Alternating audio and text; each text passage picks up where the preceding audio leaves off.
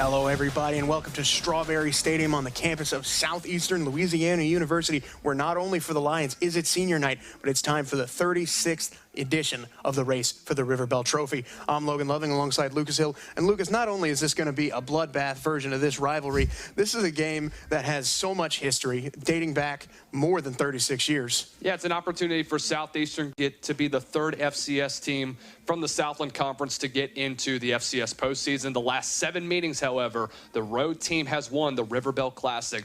Nicholls with an opportunity to get that one.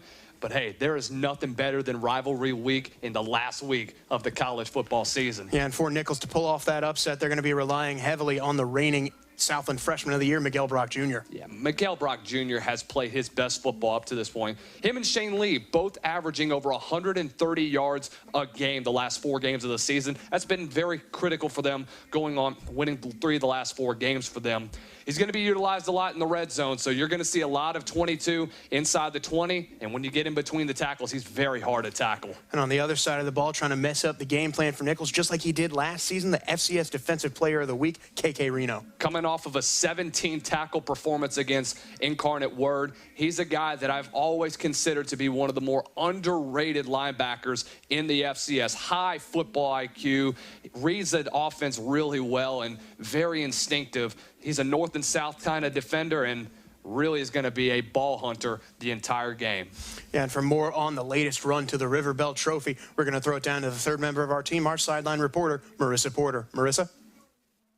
One of 2 players within FCS. Thanks, Logan. The Lions currently hold the River Bell Classic trophy, where it's changed hands every year since 2019, with last year's matchup decided by a walk-off field goal. Tonight, both these teams are fighting to see who's going to make the run to the River Bell Classic trophy with a possible chance at the playoffs at stake.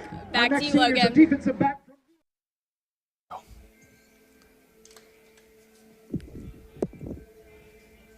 All right, thank you so much, Marissa.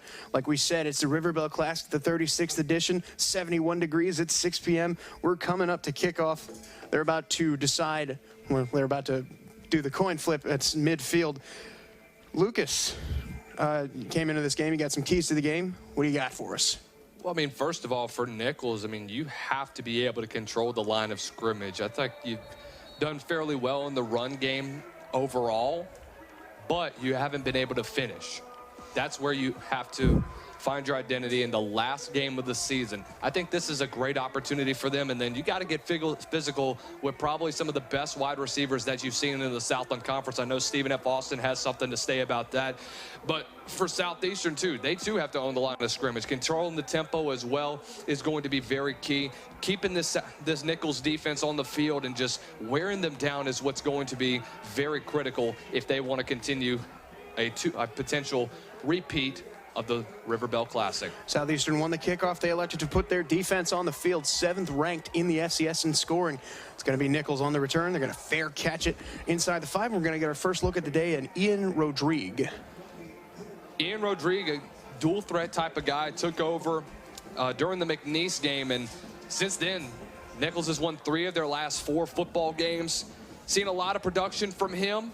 You know, he was a guy that coming into this year, redshirt freshman, got an opportunity to really showcase what he can do. High completion percentage, really smart with the football, but he's a field general first and foremost, and I think that's what you're going to need from an offense that Nicholls relies on heavily on the run game. Miguel Brock Jr. getting the start. He's going to get the handoff, stretch it to the outside, and get wrapped up near the sideline. Yeah, we're going to see a lot of this run game with Miguel Brock Jr. and Shane Lee. Both guys got combined with almost over 1,500 total yards on the game or on the year. Both are lethal in their own ways. Both are dangerous out the backfield in the receiving game, and when you get them between the tackles, it can be very dangerous in that department. Rodrigue sends a man in motion. Looking straight back to pass. Pressure closing in on him. Fast ball comes out right into the hands of the Southeastern defense. Cam Ford. And it's an early turnover for this Lions unit. What has been the one thing that has hurt Nicholls all year? It's been turnovers. Good early pressure from Caleb Proctor. Then in comes Khalid Moore, the Mississippi State transfer, to punch the football out of Rodriguez's hand and into the hands of Cam Ford. Let's see if this Southeastern offense can take a quick strike. They've been able to do that all season long for Nicholls. They've had one of the best defenses in the Southland so far this year. Let's see what they can do as Carson Camp comes back out. Southeastern's offense has struggled, only putting up 11 points a game in the last two, both against good defenses on the road. But here in Hammond's where they've been most comfortable. Carson Camp getting the start. Brandon Hayes goes in motion. If they want to win this thing, they got to find that rhythm. Handoff to the Jet. DeAndre Jackson going to fight forward for a few yards. Call it 2, maybe 3. Bringing up second down. You want to talk about setting a tone early. Coming out, you send the blitz on second down, and it's Lions football already. Yeah, it was a great design by Coach Bill DeTavio, the defensive coordinator here at Southeastern Louisiana, a guy that has been really dominant with his blitz schemes, different types of pickups. And I talked earlier in the beginning of the game about owning the line of scrimmage. One of the things that you got to do when you try to get back in your rhythm, establish the run game, and DeAndre Jackson's being your go-to guy. 3-man line for Camp. He's thrown outside quick. Jalen DiMaggio with the strong hands. Going to pick up about 4 or 5. It's going to be third and manageable for this offense. This is somewhere they've struggled in the last 2 they've spent in Texas. It's been struggling to continue the drives after they get the turnover. It's been third downs as well. That's kind of hurt them at times throughout the season. But, I mean, you got to be able to counter off of that. I mentioned a little bit about Carson Camp. He's been one of the more consistent quarterbacks in the FCS this season. And off Jackson, he's going to come up right around the first down marker, and we're going to see based on the spot. They're going to give him the first down. Good run by Jackson. That was a really, really solid run. Good job up there for that offensive line, just getting enough of a push just before the linebacker, Jake Dalmato, comes up and makes the tackle. Leading tackler on this defense. That's going to be a fun linebacker battle to watch. Dalmato versus Reno. 2 very talented athletes. Lonnie Shin coming into the game. 2 tight ends in. Aiden Wilkinson at the bottom of the screen. Jalen DiMaggio one-on-one, maybe with some safety help. Going to send Wilkinson in motion. Camp calling for the snap. Fakes to Jackson, and it's a fade route to DiMaggio. That's the bread and butter of this Lions offense. I don't know what else to say. Touchdown, Southeastern. I want you to look at the route that Jalen DiMaggio just ran. It's a clean, crisp route. He goes up, stutters inside, and then cuts it right back out to the outside. Just gives that little bit of a hesitation to freeze up Aiden McCowan, and it's a perfect strike from Carson Camp. What a drive, countering off of the early turnover, and Southeastern put 6 on the board. Guillermo Garcia Rodriguez, extra point is good. It is 7-0 early with 12:18 left in the game on the backs of Jalen DiMaggio's 9th touchdown. Hold off on the playoff thing. Welcome back to Hammond, Louisiana. Alec Mahler, one of the many seniors for this Southeastern offense, ready to do his due diligence in this kickoff. Going to send that one flying to Brock, who's just going to fair catch it at the 4-yard line.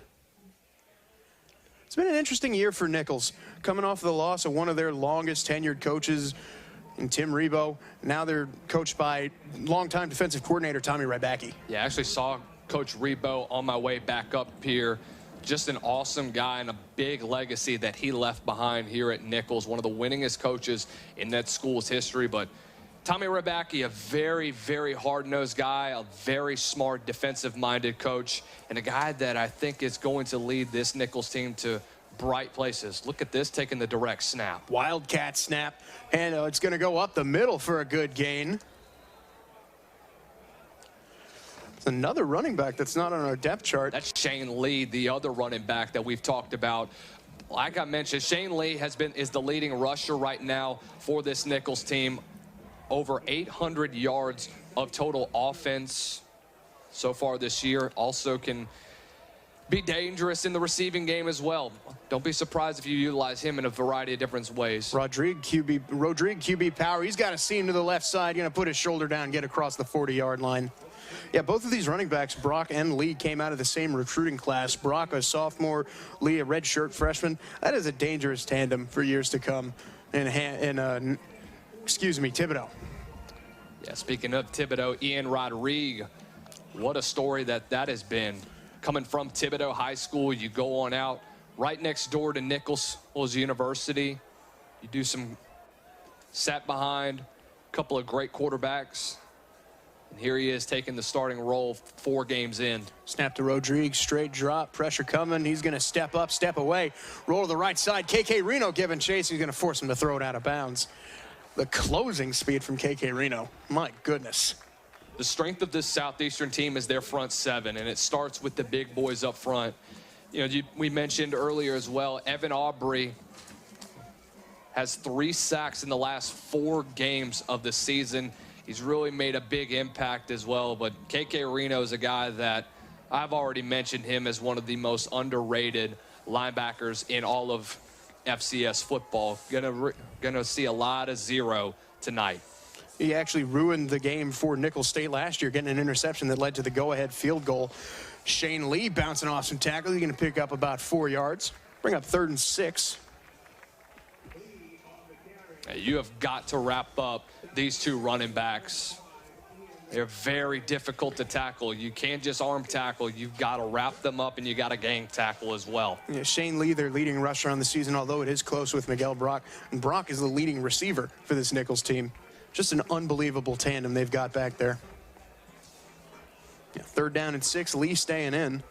Got to watch for a halfback slip right here. Stack on both sides for this offense. Rodrigue going to take the snap. Step up away, find a man, and no one home. Just a miscommunication over the middle of the field. Rodrigue takes a hit. It'll be 4th down. Yeah, it looked like he wanted to go to the comeback route. Offense is staying on the field. Wow, interesting decision early. Maybe a quick kick coming. It's either going to be a pooch. No, they're going for this, Logan. I don't see a pooch kick. Rodrigue in the shotgun. Maybe just trying to get Southeastern to jump off sides. Kick. Yep. Gets it away, no one back to return it. Gonna check up at the 10-yard line, take a Nicholls bounce right around the 5, and that's perfect for this Colonel's unit. But it's 7-0 Southeastern. They're gonna have a long way to go when we come back. Hammond, Southeastern playing from the 5-yard line, and there's the man behind it all, Frank Selfo. And what a season that it has been for Coach Frank Selfo. You know, 2 years ago, coming off of that rough 3-8 season, you bring it back last year. The biggest difference between the two in the last 2 years has been really hitting the portal hard and just been getting an abundance of different guys to help to contribute.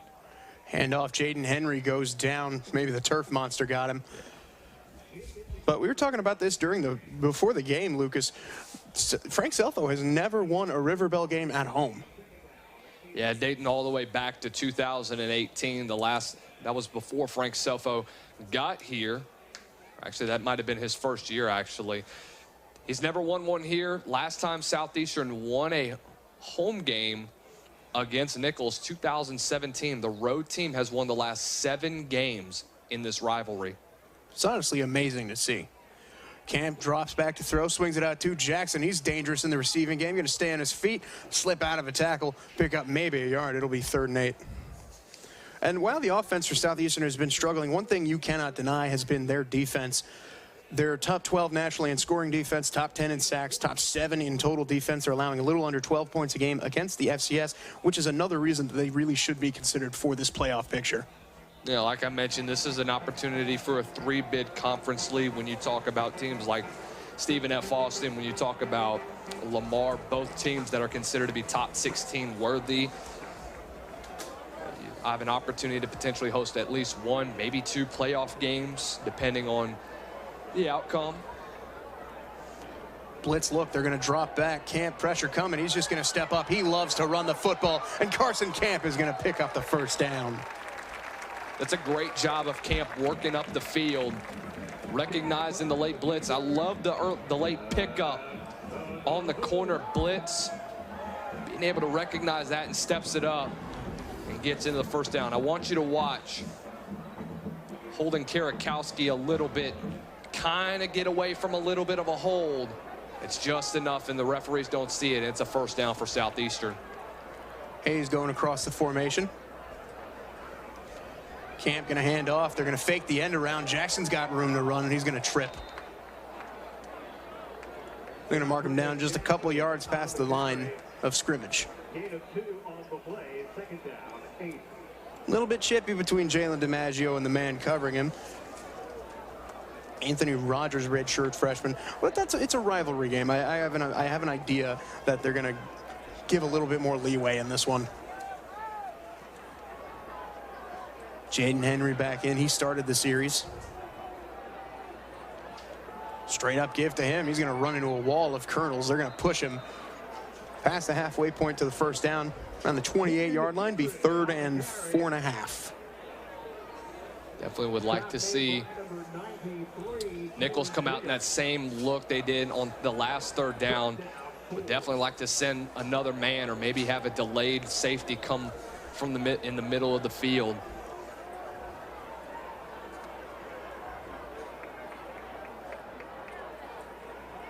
Defensive backs playing a little bit off. Camp in the shotgun. He's going to send Joseph out in motion. Looking to throw. Pressure in his face. He's going to get it to DiMaggio, who gets crunched. It goes down clutching his ribs. That's not good.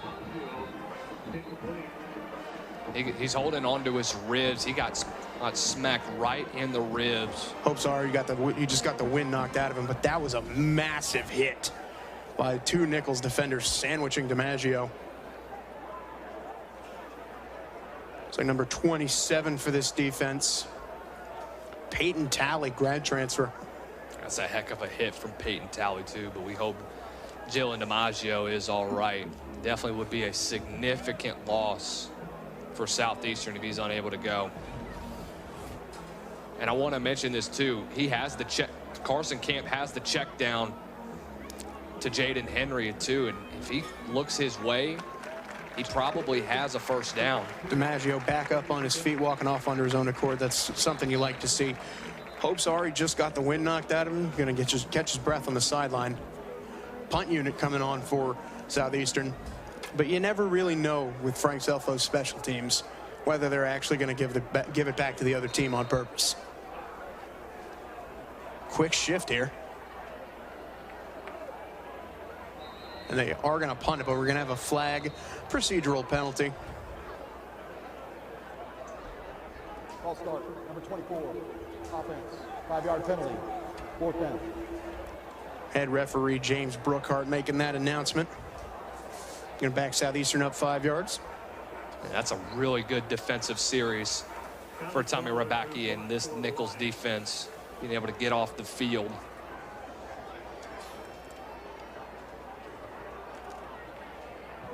Kick is blocked by this Nicholls defense. It's fielded at the 20 to the 15. They're going to take it down inside the 15. Red zone opportunity for Nicholls. Ty Marsh recovering it. It's one of those big men, Kelvin Gray, a redshirt freshman, getting the block. And Kelvin Gray came right up the middle. They usually have a wall right in between, but just clears it right up the middle. Nobody, he touches him. He's able to get a big hand up there.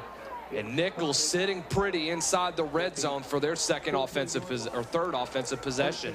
And this is one of those things with the rivalry game. Special teams has been unbelievably good for Southeastern up to this point. We got another direct snap. I expect to see this a lot. Don't be surprised if you even see Shane Lee go out and throw the football. And Lee going to fake it, keep it up the middle, follow his blockers to the left side. Going to get down inside the 10. Prime scoring position for Nicholls already. You know, this Gabe Fertitta offense, Gabe Fertitta is a guy that's been around some big programs, was a former assistant over at Florida State and a former high school state champion over at Catholic High out in Baton Rouge. So he's got plenty of experience. Nicholls has had a history of doing a lot of Wildcat. You saw it a lot a couple years ago with Colin Guggenheim here, and the legacy continues. Yeah, Guggenheim, the running backs coach for this offense now. Another direct snap for Lee. Going to keep it again. Follow his man up the middle for a touchdown. And the Colonels strike right back. We told you in rivalry games, every little thing is going to matter. And boy, does Nicholls take advantage of it. Shane Lee on the direct snap. Good kick out block. looked like number 20. It might have been number 22. That might have been Mikael Brock on the block. Just clears up the lane that Shane Lee needs to go right up the middle. And just like that, we got a tie ball game here in Strawberry Stadium. Showalter good on the extra point. We're knotted at 7 with 5:51 to go. We're going to be right back. How can you not love rivalry football? Back in Hammond, Louisiana, a rare sight, an opposing team scoring a touchdown in Strawberry Stadium. And another one of the reasons Southeastern has been so good is because of this special teams unit. #1 in kick return average, #2 in total punt return yards, and that's been on the backs of this man, Brandon Hayes, who has 2 kick return touchdowns, as well as Dekai Joseph, who has 2 punt return touchdowns. They're actually going to kick this one to the up back, fielded at the 30. And a good tackle by Nicholls. Interesting play. They do not want to get the ball into Brandon Hayes' hand for that very reason. It's an interesting concept, but you're also kind of giving up some field position, at least 10 yards if it's no return. Tommy Ryback, he definitely trusts his defense to punish Southeastern. Well, if you're Southeastern's offense, how do you respond? I mean, I know that this has been an offense that has kind of struggled the last 2 games, only putting up a combined total of 11 points a game. You know, this is an offense that has thrived on the big play, and so far they've gotten 1 so far, but you got to be able to establish your identity on the offensive line. Fake to Calvin Smith, throw over the middle. Dekai Joseph can't handle it. Had it right around midfield. But you'll notice, Lucas, Calvin Smith Jr. has actually changed his number. He's wearing number 9 now. Seen a lot of numbers changes throughout the game. In comes Kyle Lowe now. Give you a different look. Give you an option look. See if you can't put this Nicholls defense back on their heels. Been a little bit more of a one-sided quarterback battle as of late, but most of the year it's been a drive for Carson Camp, a drive for Kyle Lowe, and they would continue to switch out. Lowe going to give it to Calvin Smith, who's going to follow the counter up the middle, get a yard or 2. Nicholls is ready to go. Yeah, they want to play spoiler, and in games past, it has turned into a nail biter, especially when playoff contention is at stake. It's happened a couple times in the past whenever it comes to this game in particular, on both sides too. You know, like I said going into the break, how can you not love rivalry football? 3rd down, Carson Camp back into the game, empty look. Nicholls showing blitz. Watch out for Jake Delmato going up against the right tackle. He's going to get it out quick to DiMaggio, who's back in the field, but it's broken up. And Nicholls gets another stop. Anthony Rogers making the play. Tried to play quick with the delayed blitz, but an even better job of Anthony Rogers, the redshirt freshman. Has DiMaggio there, but when you play zone like that, it's easier to get out of your break and make a break for the receiver, and that's a great play by Rogers. A little bit of an early contact, but like we said, it's a rivalry game. They're going to get away with a little more. This time the punt is away clean. It's low hanging. It's going to take a Southeastern bounce down inside the 15. Going to check up at the 12-yard line. 4:47 left in the first. If you're just looking at the box scores, you weren't expecting this one to be as close as it is. But that's the beauty of it. Rivalry games always give you a different type of look. And we talked about this before the game. Nicholls' defense has been very good in terms of taking the ball away. One of their players, they are number 3 in the nation in interceptions thrown, excuse me. A lot of that has come from Deuce Hogan, who struggled early to start the year, but Ian Rodrigue only has the 1 interception of the year. He fumbled it earlier, which gave Southeastern prime field position, but he's been very good in the limited action we've seen him. He's going to fake it to the left side, dump it up over the middle. It's caught, leaping grab, and a first down for Nicholls. Got the tight end Alec Haynes involved. Nicholls is going to go tempo. They like to keep this defenses on their heels. Good job of Rodrigue being able to stay poised in the pocket, find his tight end across the middle when the linebacker comes up, and he's able to dump it out and get a first down. Another Wildcat snap, Shane Lee. He's kept him all of it. This time he's going to follow his man to the left side. Going to get cut, but he keeps going. Another solid pickup. Nicholls is taking it to the Southeastern defense. They're being physical up front and trying to make them put their money where their mouth is. Yeah, Shane Lee is a very, very difficult guy to tackle too. 225 pounds. Nicholls prides itself on really emphasizing they're not necessarily these skinny fullbacks or these skinny running backs that you like to see, guys that are under 200 pounds. They like the big boys, and they like those north and south type of backs. Rodrigue fakes the give to him, gets it out into the flat. Jaria Johnson with an excellent tackle, however. Bit of a late hit on Shakespeare Lewis, but they're going to let it go. Yeah, that's a great job of Jaria Johnson being able to read the play all the way. He's able to get the tackle in the back near the line of scrimmage. He's able to locate that back coming out of the backfield. Big third down for Southeastern.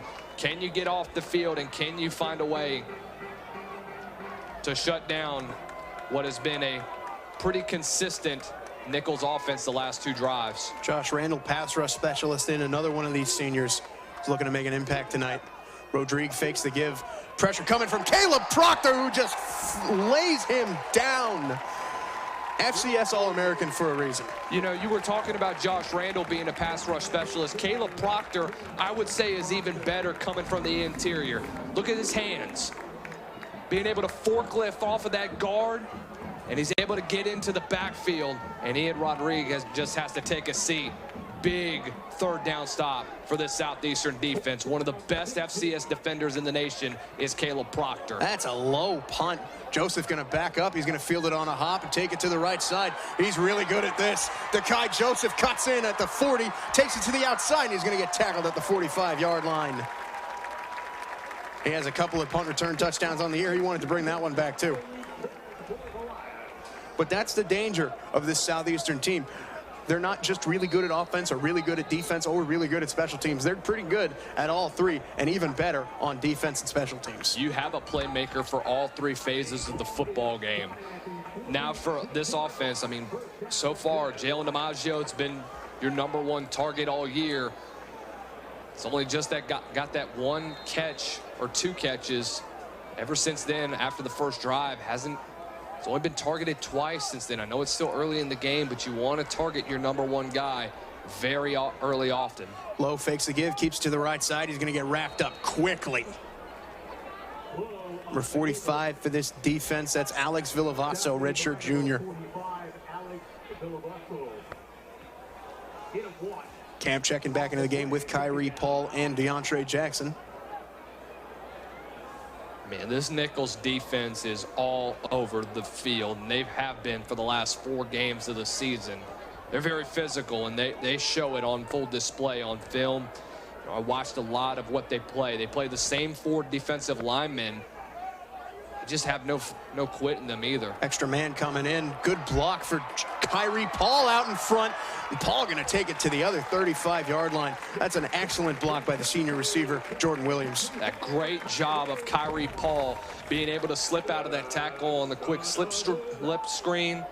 That great job of Jordan Williams, even Jalen DiMaggio, being able to throw a little block in there to give Kyrie Paul, the freshman from Estruma High School, the room that he needs to pick up a Southeastern first down. Now that's 5 running backs that have made an impact in a game for Southeastern this year. That's just unbelievable at any level of football. You're going to see all 5 play tonight as well. Camp fakes 2, Paul. A lot of time to throw. Steps up, fires over the middle. There's Jordan Williams getting rewarded for the block. Takes it down inside the 10-yard line. Man, what a physical run after catch by Jordan Williams, a transfer from Central Michigan. On the little inside route, he's able to get it right in between. Great throw from Carson Camp, being able to find that window. That's just an even better job of Jordan Williams, just working up the field and fighting his way inside, just inside the 10-yard line. Doesn't hurt that he has those neon gloves. Easy to distinguish that. Clock ticks inside of 10 for the first quarter. They don't have to run a play, but they're gonna. Camp fakes 2. Jackson gonna step up in the pocket, find Cade Collier over the middle. He's gonna stay on his feet. That's Aiden Wilkinson, excuse me, down inside the 5-yard line. It's 7-7 here in Hammond, and we've got ourselves a war for the River Bell Trophy. Back in Hammond, Louisiana, looking at this replay, the last play before we went to break, Aiden Wilkinson taking it down inside the 5-yard line. Just strong running. We got ourselves a football game. Playing from the 4. This Lions offense, once they get this close to the end zone, it's blackjack. It's 6 points or bust. Going to send DiMaggio in motion. Just a quick throw over to him. And DiMaggio to the end zone. Touchdown, Southeastern, his 10th of the season. What a response. What a way to respond if you're Southeastern Louisiana. I mean, just an incredible drive. Getting big plays and creating a momentum shift in this football game. Physical run after initial contact from Jalen DiMaggio to be able to stretch his way into the end zone for his 10th of the season. That's great to see after he got the wind knocked out of him earlier in the game. Putting the wind back in this offense's sails. Garcia Rodriguez for the extra point. Up and into the Hammond Knight. Over the fencing, actually. Yeah, and answer right back. It's 14-7. We'll be right back. Here in Hammond, Louisiana, 14-7 in favor of the Lions. Looking at the stats historically, it's been a while since Southeastern has had a double-digit touchdown receiver. Kick is up and away. Fair catch. He's actually just going to let it bounce into the end zone, Miguel Brock. And now it's time to see what Ian Rodrigue has in store for this Lions defense. I thought he's done well for the most part. I thought he's been able to manage these drives efficiently. The problem is that you have the early turnover that's led to points. And other than that, I mean, drives that have stalled and just pass rush from this Southeastern defense has really changed the outcome of the game. Yeah, Caleb Proctor pretty much fell on top of him on the last drive that led to the Southeastern touchdown.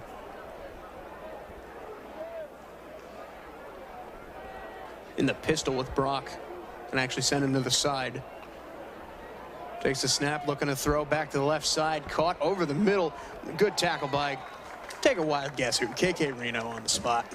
I already said that he was going to be one of the featured backs, one of the featured players going into this one, and there's a reason why. He's one of the best linebackers in the country right now, and after what you've seen all of last year, over 110 tackles so far this year, and he's a guy that I think is going to be a name to look out for in the Buck Buchanan Award when it's all said and done. Rodrigue, another pistol look. He's going to hand it to the outside. Miguel Brock going to follow his man up the middle for a first down. Yeah, it's a great run by Miguel Brock, but it starts with the big boys up front. Great push on that right side. Great reach blocking. That was allowed for Southeastern's defense to kind of get pinched out outside. Give that rushing lane that Lee needs to get a first down. Now Shane Lee in the game. Rodrigue coming under center. Miguel Brock actually split out wide. You mentioned that Shane Lee has thrown the ball. They're going to call a penalty before the snap. False start going to back them up 5 yards. False start, number 83, offense, 5-yard penalty. First down. Penalties have been the death of Southeastern and Nicholls, as far as I'm aware. It's kind of been uncharacteristic, especially at this part of the season. Yeah, it makes more sense for Nicholls to false start here than it does for Southeastern, though. A very packed Strawberry Stadium crowd. Probably the most people in the stadium that's been all year. This is impressive, just seeing how many people are out here. Just got to walk down the field a couple of times and just seeing the amount of support they have for this team is incredible. 1st and 15, tap pass. Miguel Brock's got a lot of room to run. He's got the first down and a lot more. Shakespeare Lewis going to trip him up out of bounds across the 50-yard line. He leads the team in receiving for a reason. They're going to get both of these running backs involved on the little pop pass. Great blocking outside by his counterpart. Shane Lee leading the way. That's an incredible job, just being able to stay on his block, and Rodrigue does the rest with his speed. Evan Aubrey coming into the game for Max Elkman. This is something Southeastern likes to do, not only to substitute, but to slow down the momentum of the offense. Hand off to Brock again. Going to bounce to the left side. Slips free of a tackle, and he's going to get to the 40-yard line. And he is so slippery when you get him out of the backfield. Mikel Brock is very hard to tackle in space. I've already mentioned it in pregame. You have to gang tackle on this guy because he's going to make you pay if you can't wrap up on him. And Caleb Proctor coming back into the game now.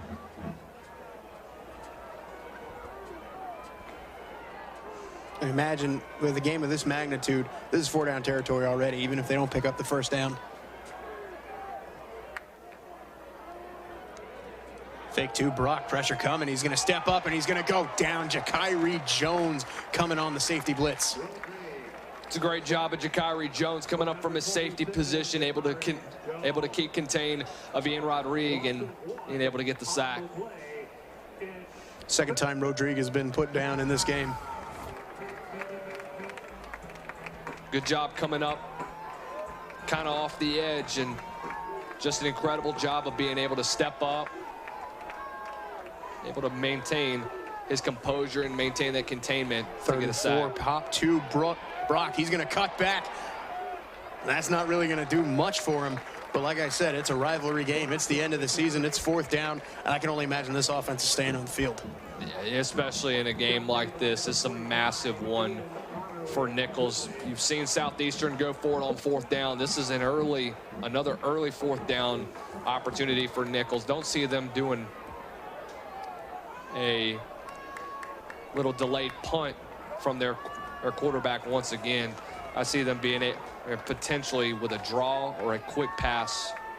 Watch out for Scrappy Osby. 124 yards last year's River Bell Classic. They're going to roll to the left side, looking to get it to Osby, who's going to make the catch right around the line to gain. They're going to give him the first down. It's good design. Yeah, you get Osby out on the quick out right near the sticks, and it's a really good route. Zach Johnson just wasn't able to get there in time, and it ends up in another Nicholls first down. When it comes to these rivalry games, you can really throw out the statistics. You can throw out everything that's come before. These are two teams that just want to punch each other in the face. That's really what football is at its core, isn't it?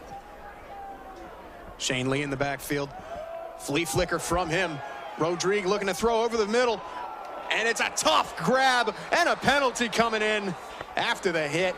First down for Nicholls. Jackson Dufresne. Love the design going with the flea flicker, and an even better job of Ian Rodriguez being able to locate that football. Pass interference. There's a flag on Number the play. 28, defense. The penalty is declined. The results of the play, first down. Pass interference penalty will be declined, so it's a first down for Jackson Dufresne either way. Love the design going to the flea flicker. Dufresne does a really good job of being able to locate that. And extremely good. Oh, they're going quick to the line of scrimmage. Rodriguez going to toss it out to Shane Lee, trying to catch this defense off guard, and that's exactly what they do. Shane Lee to the end zone for his second touchdown. Love the play calling on this drive by Gabe Fertitta, the offensive coordinator. Being able to catch this Southeastern defense on napping 2 consecutive plays. First you get them on the flea flicker, and then you get quick to the line of scrimmage. Get him inside 13 personnel. Just an old school toss and great blocking off the outside to get into the end zone. The ruling on the field is a touchdown. The previous play is under further Make sure review. he actually did score. Timeout on the field.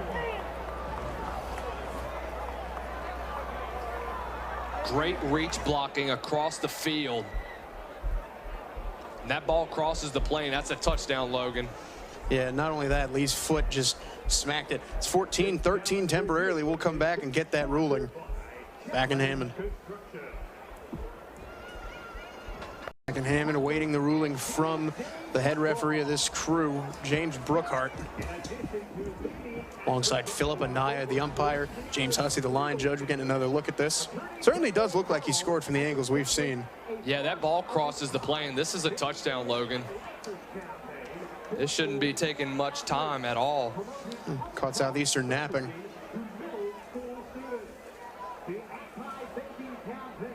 Yeah, the ball crosses the plane, and his foot does barely touch the goal end zone. That should be a touchdown. We're going to get the ruling here in a second, looking like it's going to stand.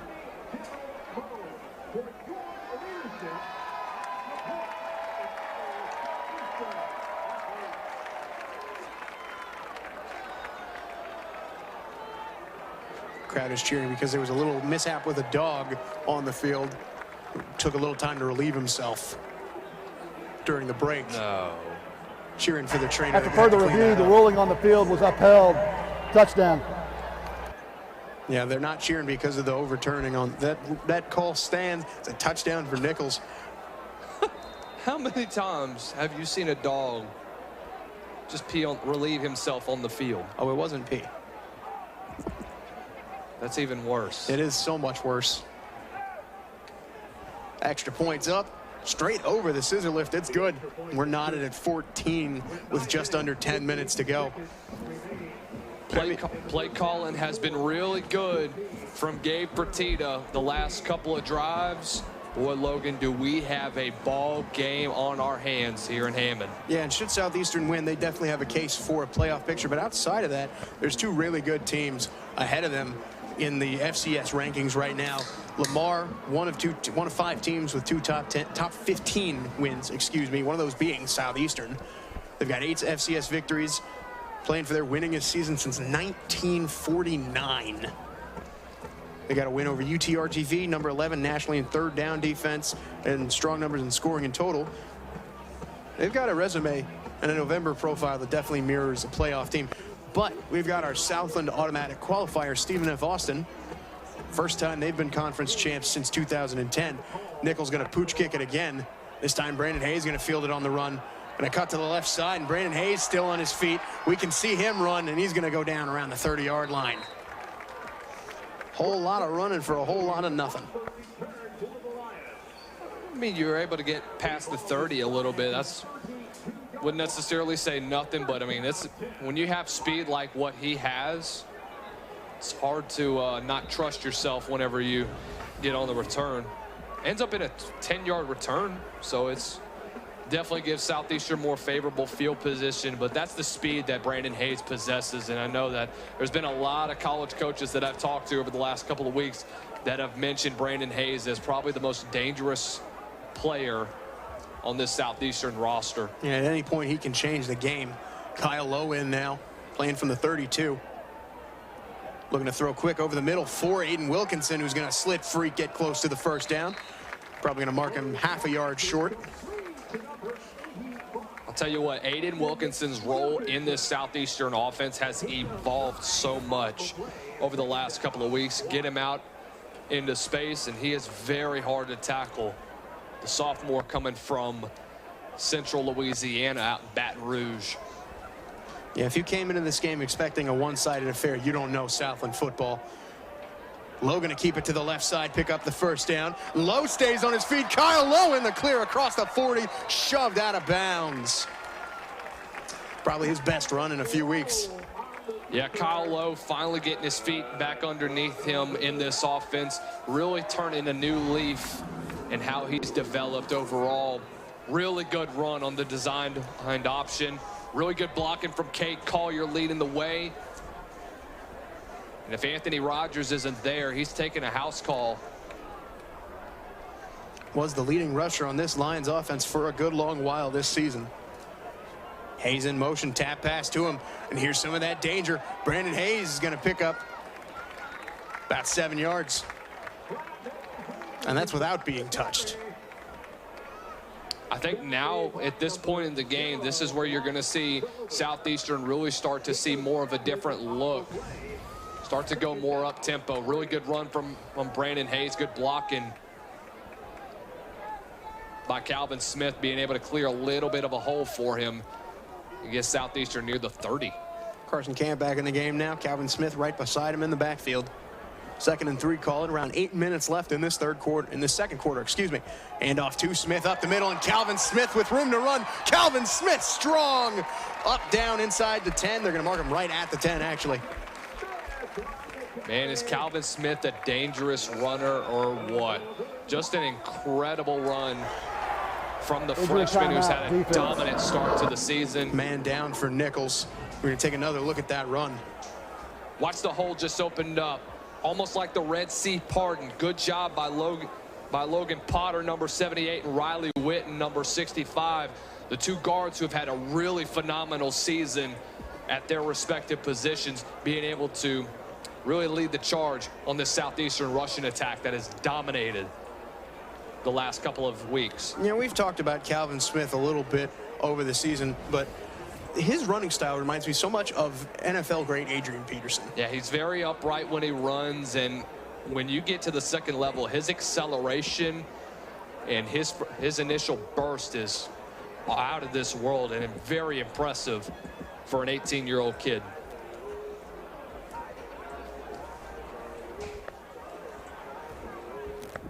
Trainers are checking on the man down. I believe it was the man that made the tackle. Aiden McCowan went up clutching his hand after trying to strip the ball, probably possibly landed on it awkwardly. We do hope he's okay. Southeastern will have it 1st and goal. And you talked about Stephen F. Austin and what they possess. They've got two really, really good players. Sam Vidlac, who last year was a Walter Payton Award contender for a very long time.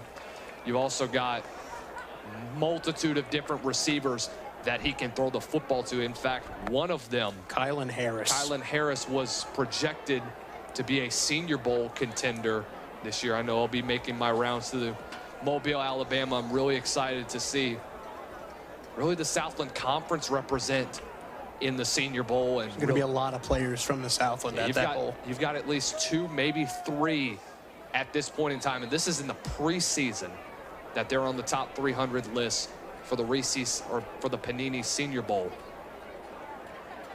Kyle Lowe back in the game. Calvin Smith still beside him. Going to hand off to the strong runner, and Calvin Smith churning inside the 5, mark him down at the 3.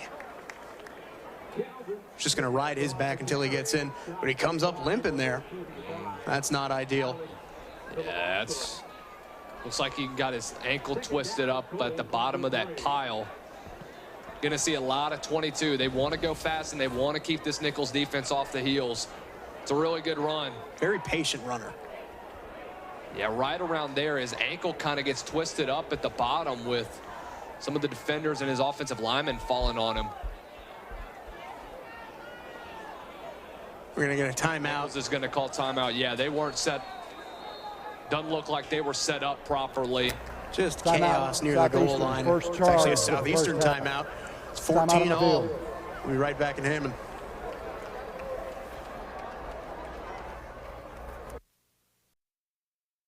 And 2nd and goal.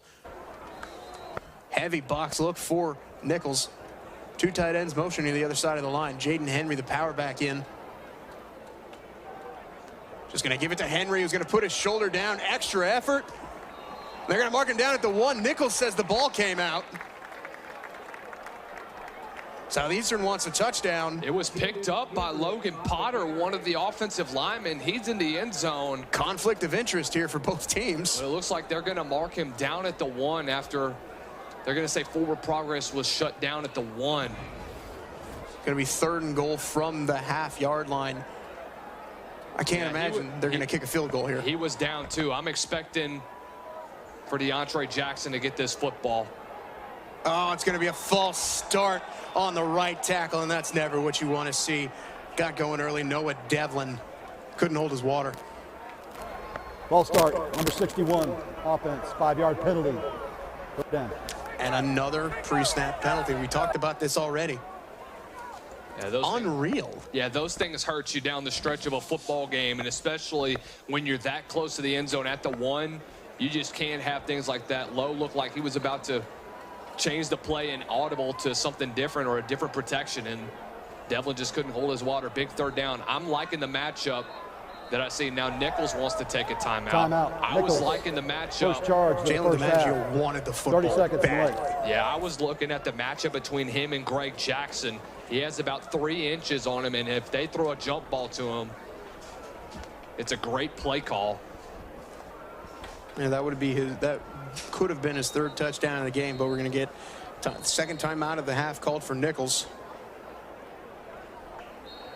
Still 14 all. Looking like a quick timeout. Yeah, Coach Rybacki probably saw that matchup, didn't like what he saw.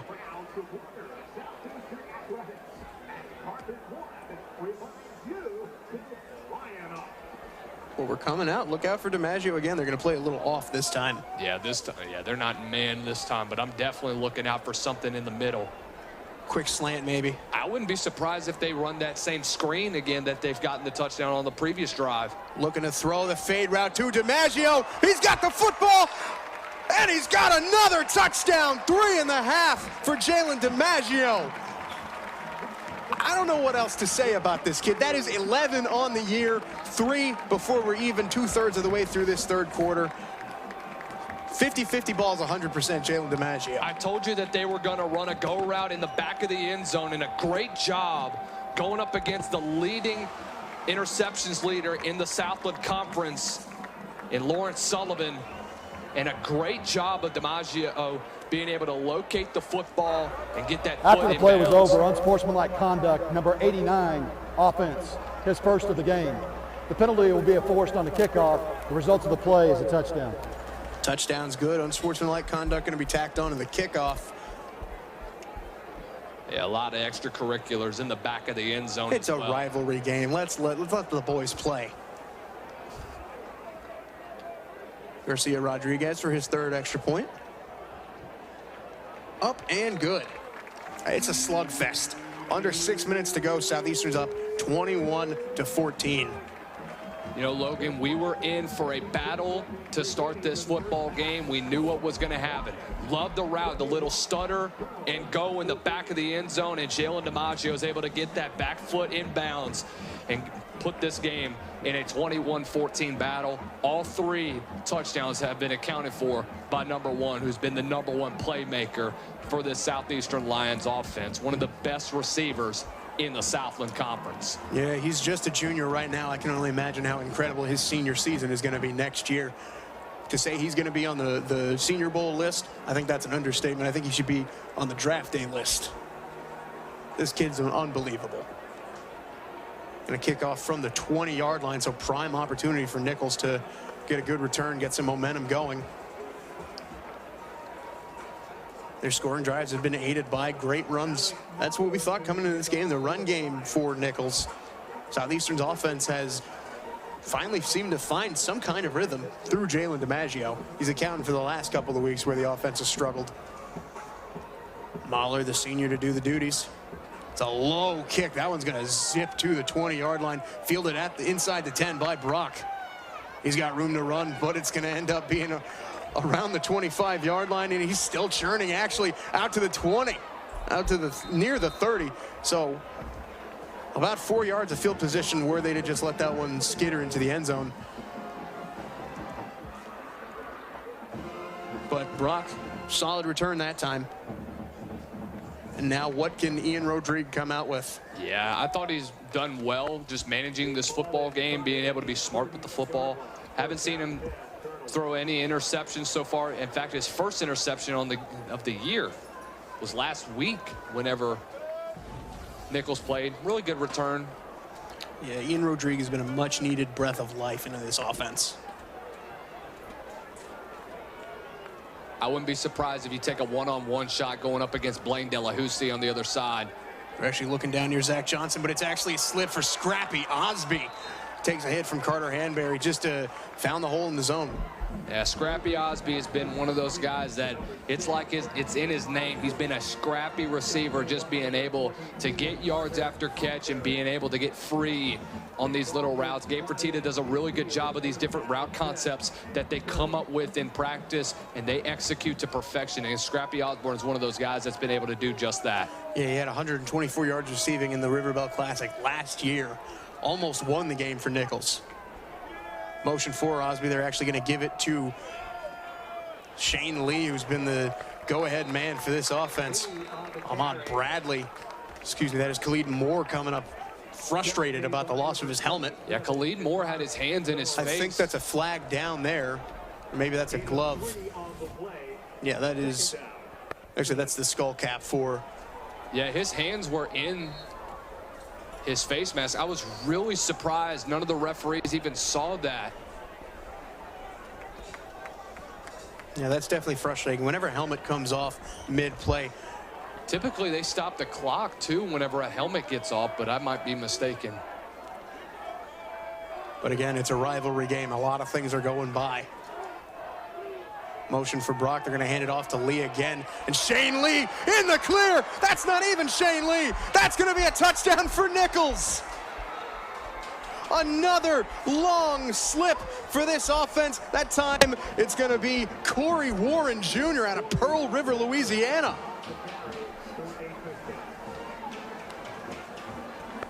Have a game, Gabe Fertitta. What a half of football it has been for this offensive line, too.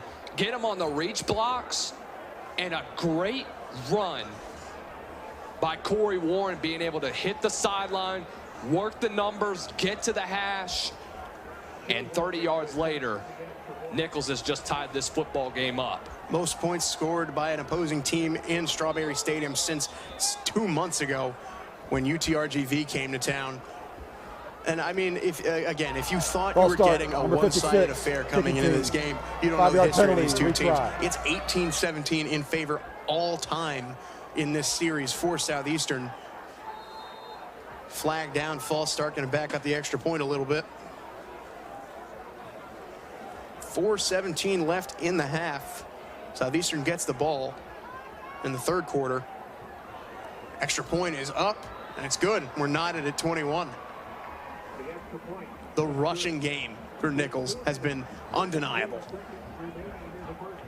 Just an incredible display from this Nicholls offense on the run game. We told you it was going to be a battle of whose line of scrimmage was going to dominate. So far, it's been an even battle from both offensive lines. It's all about who's going to pin their ears back defensively and get that last big possession. Look at the reach blocking that you see. You're going to see. So what a reach block is, if you're a newbie, you're going to get a offensive lineman that's almost going to come and pinch inside and force Southeastern to go away from the play. Nicholls does that to perfection, and it ends up in another 6 points, and we got a football game on our hands. Everyone's always worried about LSU in Florida or Alabama and Auburn. They need to come down to Hammond to the Berry, see what's going on between Nicholls and Southeastern. Year after year, we've seen some classics.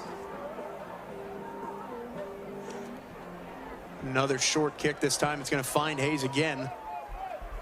Fielded at the 20-yard line. Brandon Hayes finds a seam. Going to take it to about the 26 and a half. 4:12 Southeastern.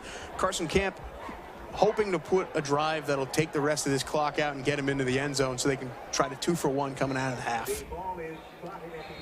Yeah, I think if I'm Southeastern, I'm wearing this clock down. I know I've been talking about how you need to play tempo, but from the way that Nicholls has been running the football, I'm holding this football as long as I can all the way down to the half, or at least whenever you don't give Nicholls enough time to potentially get another score. Shotgun look for Camp. Jordan Williams, Jalen DiMaggio, Kentrell Prejean in the game at receiver. DeAndre Jackson beside him. He's going to get the handoff, find a crease. DeAndre Jackson out across the 40 to the 50. DeAndre Jackson takes a pot and gets the first down out of bounds. Man, what a run by DeAndre Jackson. I said that this was going to be a game of whose offensive line was going to be able to counter. Good foot-pulling block by Karim Boudreaux. Gives the hole that DeAndre Jackson needs to hit the sideline and shows off that elusive speed. That's why they call him the Jet here in Hammond, Louisiana. Across midfield, they're milking this clock. Jordan Williams coming inside. Camp takes a snap, fakes to Jackson. He's looking deep, has all day to throw, and he's actually just going to run it to the left side, trying to make a play, and he's just going to throw it away. Miscommunication between Camp and DiMaggio. Yeah, that's great coverage on the back end by this Nicholls secondary, a team that has had its struggles early on in the season being able to kind of defend against this pass, but really, really solid coverage on the back end for the Colonels. You're playing right from midfield. Like we said, you'd love to go into the half, get a 2-for-1 coming out of it. Especially when your defense has been struggling to stop the run like this. Camp looking to throw quick out to Jackson. He's dangerous in the receiving game too. Gonna stutter, stay on his feet. He's actually gonna pick up about 3 yards. Flag coming in late in the play. Looks like it might be a face mask in my opinion. I thought I saw DeAndre Jackson's face mask get ripped early on. That might cost Nicholls. See if we can get a look at this one.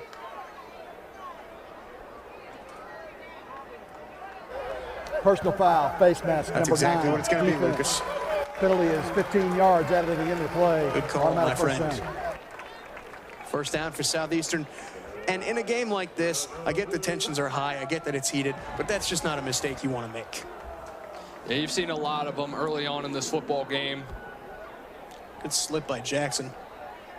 Yeah, just seeing, it looked like that might have been number 45, Alex Villavaso. Made a couple of good plays, but that time it's a little bit of a mistake. Timeout. Nicholls, Tommy second Rybacki charge wants to of the talk with first his half. defense 30 again. seconds. Yeah, Tommy Rybacki has created so many good defensive units over the years. It's why Nicholls has been so good in the Southland Conference for as long as they have. Even here, their defense has been remarkable, getting any stops. They blocked that punt that gave them their first touchdown, gave them the momentum that they've needed to keep this thing where it is. Yeah, they've had a lot of big plays throughout this football game. Just being able to get off the field early on.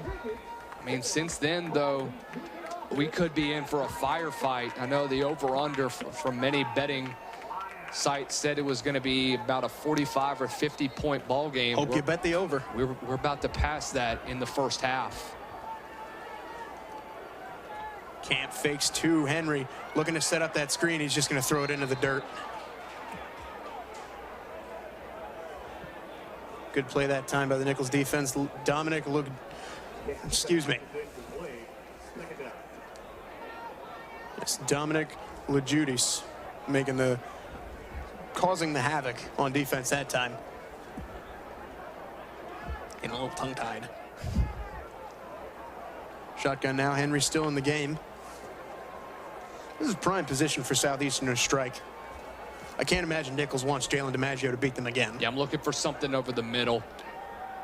Camp, straight drop, pressure coming over the middle, and he's going to pick up solid gain to Lonnie Shin. They're going to move the sticks. Yeah, great read by Carson Camp. Lonnie Shin being able to sit down in the middle of the field as Nicholls plays zone.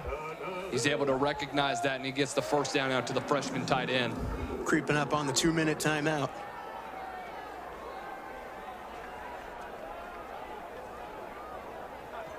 Man, if they have another one-on-one matchup with Jalen DiMaggio, I can't imagine they won't want to do it again. And they do. They've got him lined up against Anthony Rogers. They've also got motion from Hayes. Tap.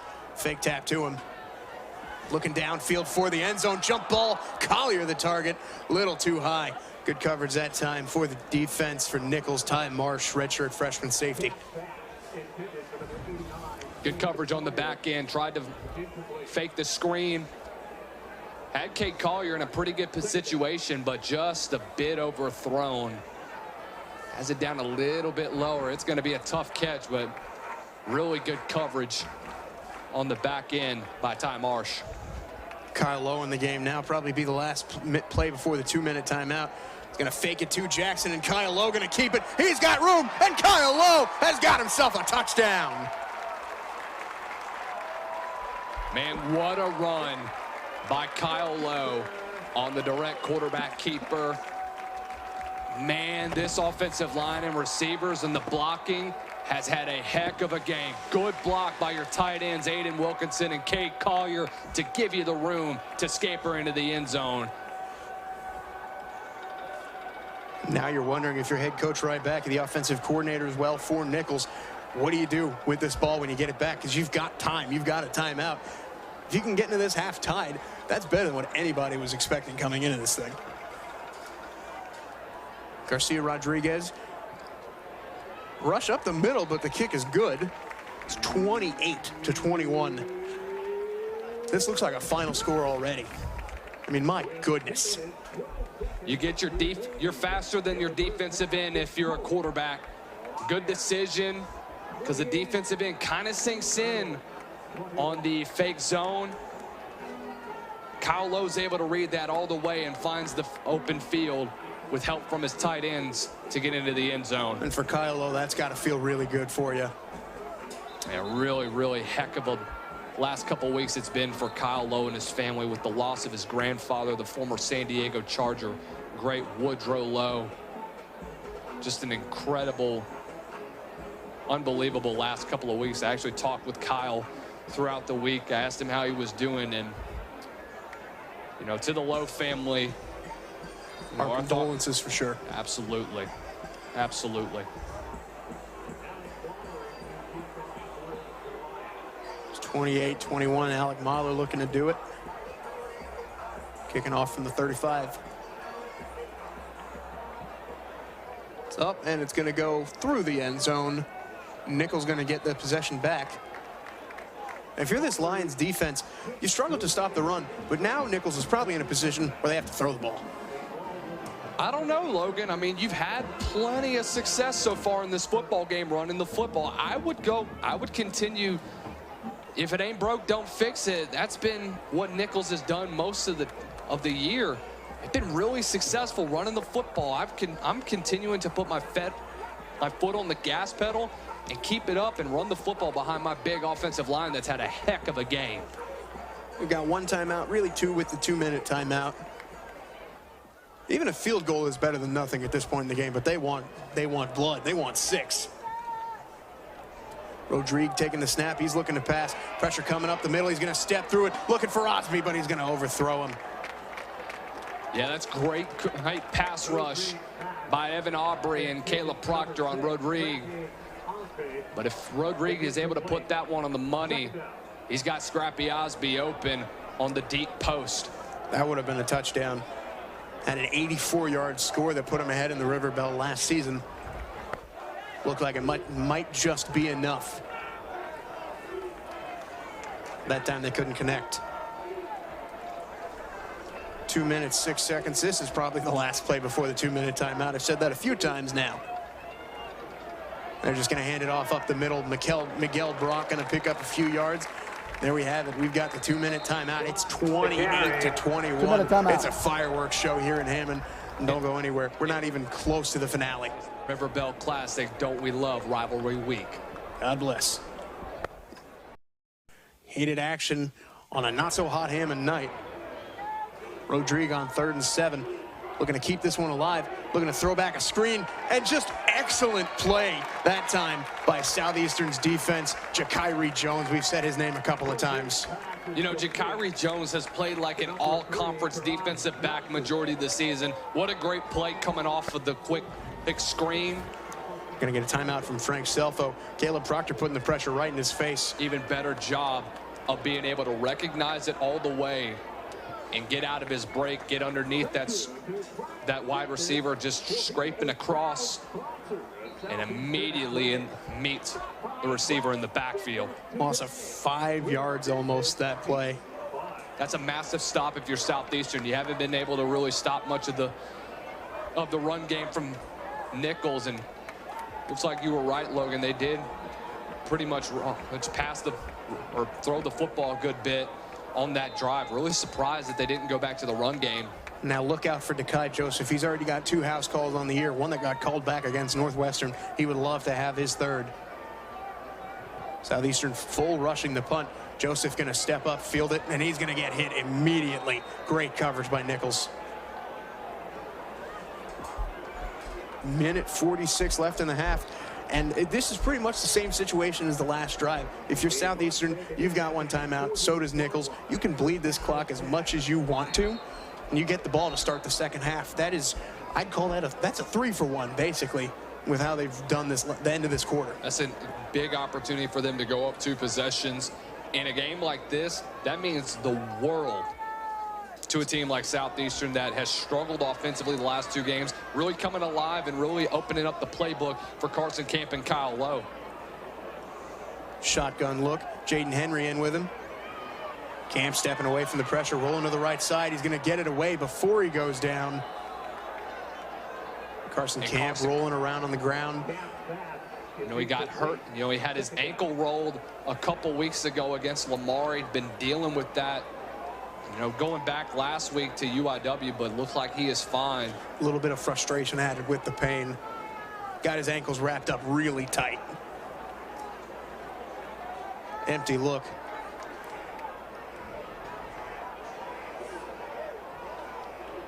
Five wide. The defensive coordinator for Nicholls is not happy with what he's seeing. It's a quick throw out to Kai Joseph, who bobbles it and goes out of bounds, but it looks like we had a stoppage before the play. False start. Looks like Number Nicholls 89, might have gotten offense. False start 5-yard on penalty. offense for Southeastern.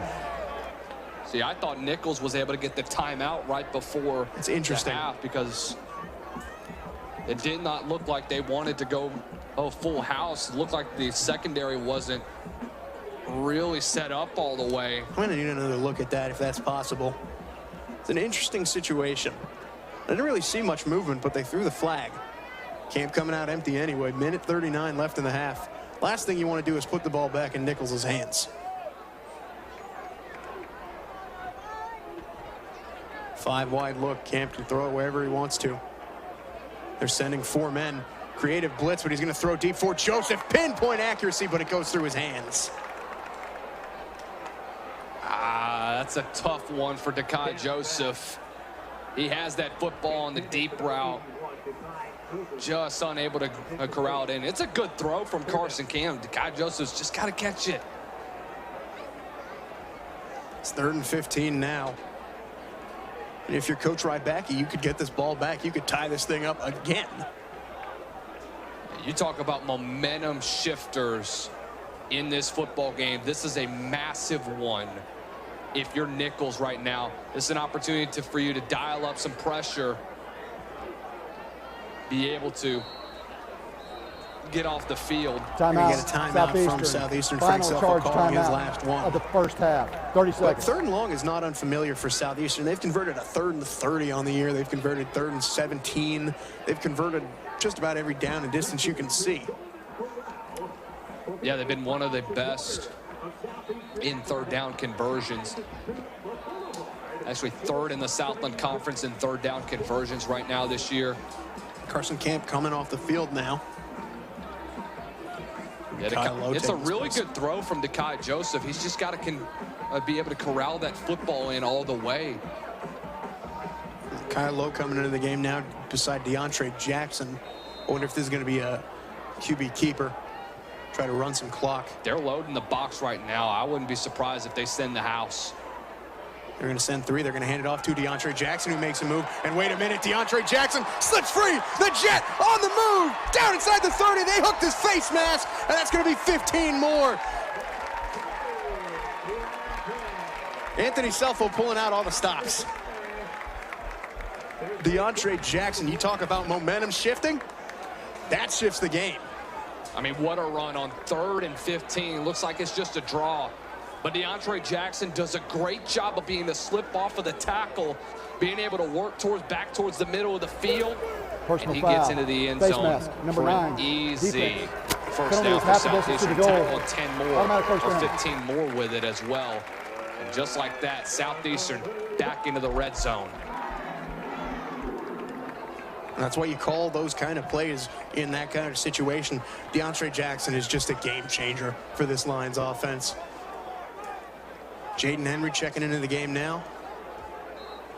Senior night for the grad transfer. Taking under a minute 20 left in the half. Henry's actually going to go in motion. Kyle Logan to swing it out quick. Joseph gets leveled, but it deflects right to Lonnie Shin, who's actually going to pull it in for a few yards. And Joseph looking winded again. It has been physical, but he finds his feet. What a hit. Is that same guy? It sure is. My goodness. What a hit from Peyton Talley, the grad transfer. But an even better job of Lonnie Shin being able to focus in and being able to corral that football and get about 2 yards to save the play. Shotgun camp going for DiMaggio again, looking for a penalty. He's not going to get it. He wanted his 4th touchdown, then he wanted pass interference. It's going to be 3rd and 8 with 37 seconds. Really interesting design.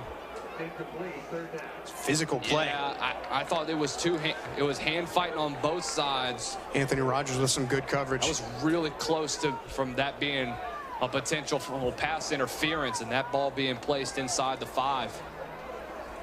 But a massive 3rd down for Southeastern. I'm definitely going back and looking to either one of 2 things. I'm looking for Jalen DiMaggio's one-on-one again. I'm looking for either number 1 or I'm looking for Brandon and Hayes. Hayes does go in motion camp, looking that way.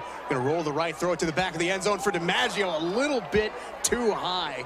That connection has been money all year. DiMaggio goes down by the fencing.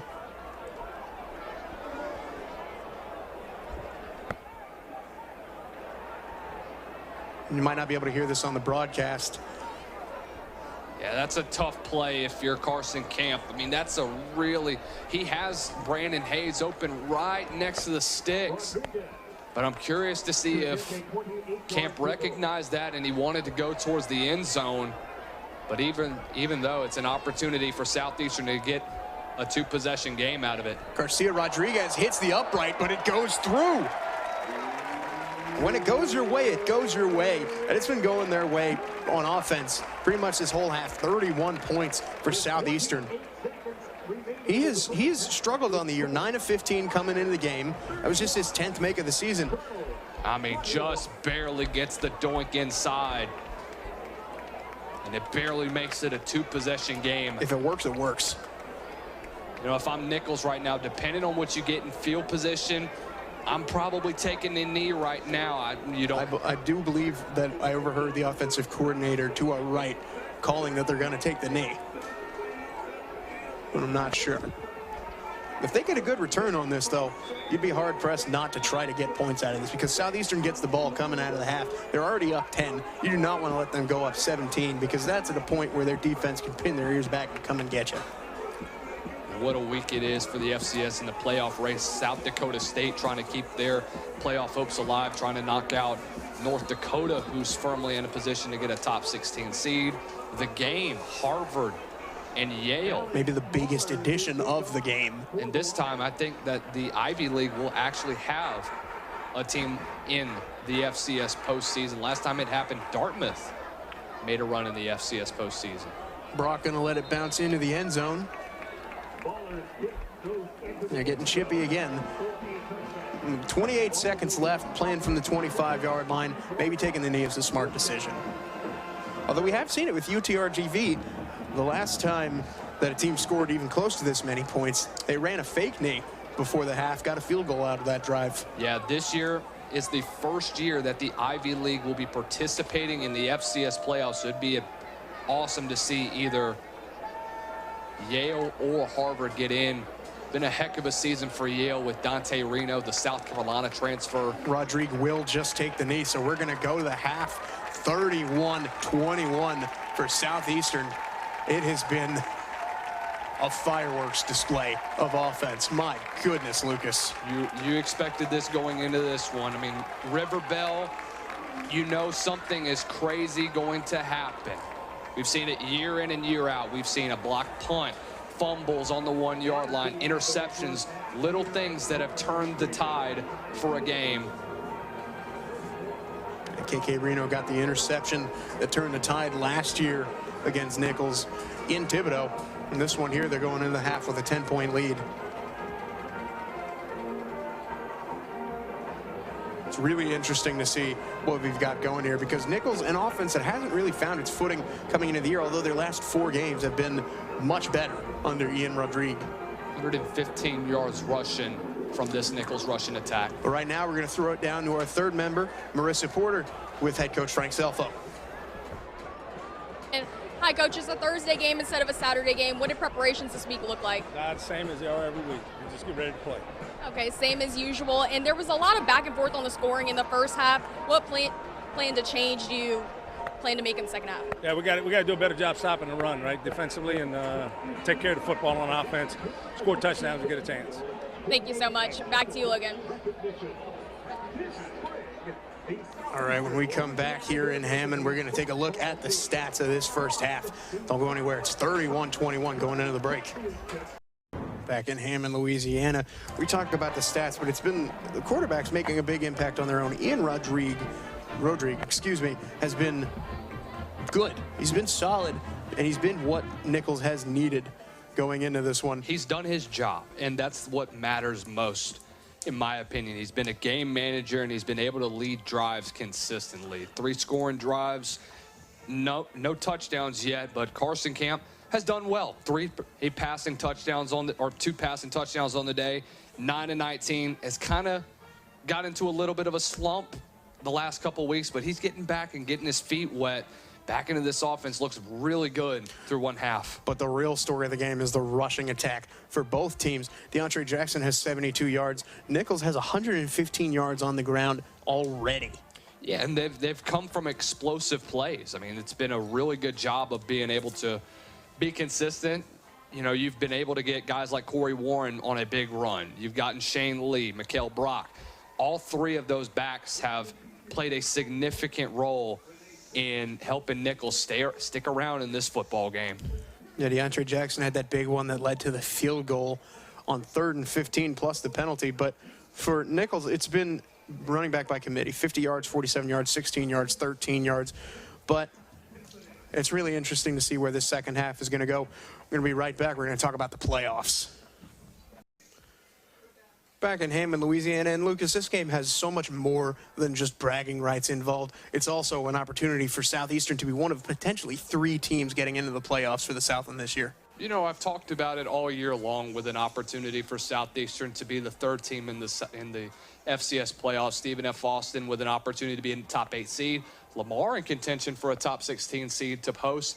Southeastern right now on many projections considered to be the last 4 into the FCS playoffs. They certainly deserve it with the resume that they have put together.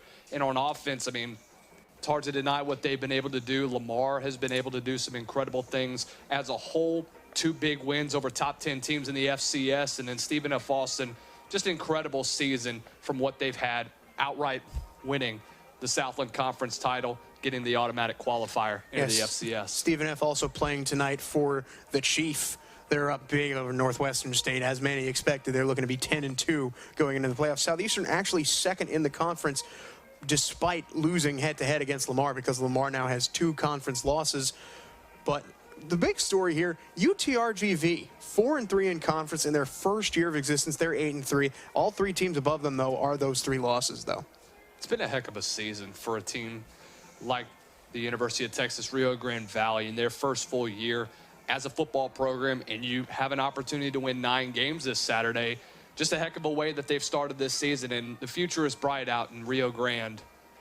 Yeah, it's going to be an interesting finish to this game. It's going to be an interesting finish to the Southland Conference this season. Don't go anywhere. It's still 31-21 here at halftime. Back in Hammond, Louisiana, let's take a look at some highlights, Lucas. I mean, what a start to this game for Southeastern coming off the turnover. You get a big route to Jalen DiMaggio. This was one of his first of 3 touchdowns on the game. You know, he's defined himself as truly one of the best backs or wide receivers in the country. This is one of the first touchdowns from Shane Lee on the day. This is the 2nd one from Jalen DiMaggio, a guy that, you know, a little bit about Shane Lee. He's been a guy that has been one of the more reliable backs so far for Nicholls the last 4 weeks of the season. Really has turned a new leaf and been a big factor into how this rushing game has defined Southeastern season. This might be probably one of the catches of the year, or at least a highlight reel for a Sports Center top 10 play in the back of the end zone. Corey Warren right there getting his first carry of the game, making me learn his name for certain. This offensive line has really came to play for both teams. I thought they've really established themselves well, both with over 100 yards rushing in the first half. Logan, we're in for a barn burner, man. I'm excited for the second half. I love me some rivalry football, man. It's one of the best things there is in the world. We're creeping in on that second half kickoff. Southeastern will receive. They want to go up 3 scores. It's 31-21. Back in Hammond, Louisiana, less than a minute away from this second half kickoff. Lucas, we've talked about it to death, but this game means everything to both teams for a number of reasons beyond that. But you can see right in that first video, tucked away in the corner by the construction, it's the River Bell Trophy. The River Bell Trophy has traveled to has made a travel, hasn't stayed in the home stadium for the last 7 years of this great rivalry. A very, very tight series between the two teams. 17-18, Southeastern with the record holder right now. There's the beauty that that the winning team is going to make the run for at the end of this game. But on top of that, it's also senior night. I believe they also redid the trophy not too long ago. Well, it deserves it. Even throughout the break of Southeastern not having a football program, this one means everything. You can see the trophy still has Southeastern's former logo. I think that just makes it better. But here we are, ready for the second half kickoff. Brandon Hayes back to return, and they're actually going to send it deep. Kyrie Paul watching it go into the end zone. Little bit of wind heading that direction. Not much worth talking about. Not like it was against Northwestern State about a month ago. My goodness, that wind was crazy. But now Carson Camp going to come out to start the second half.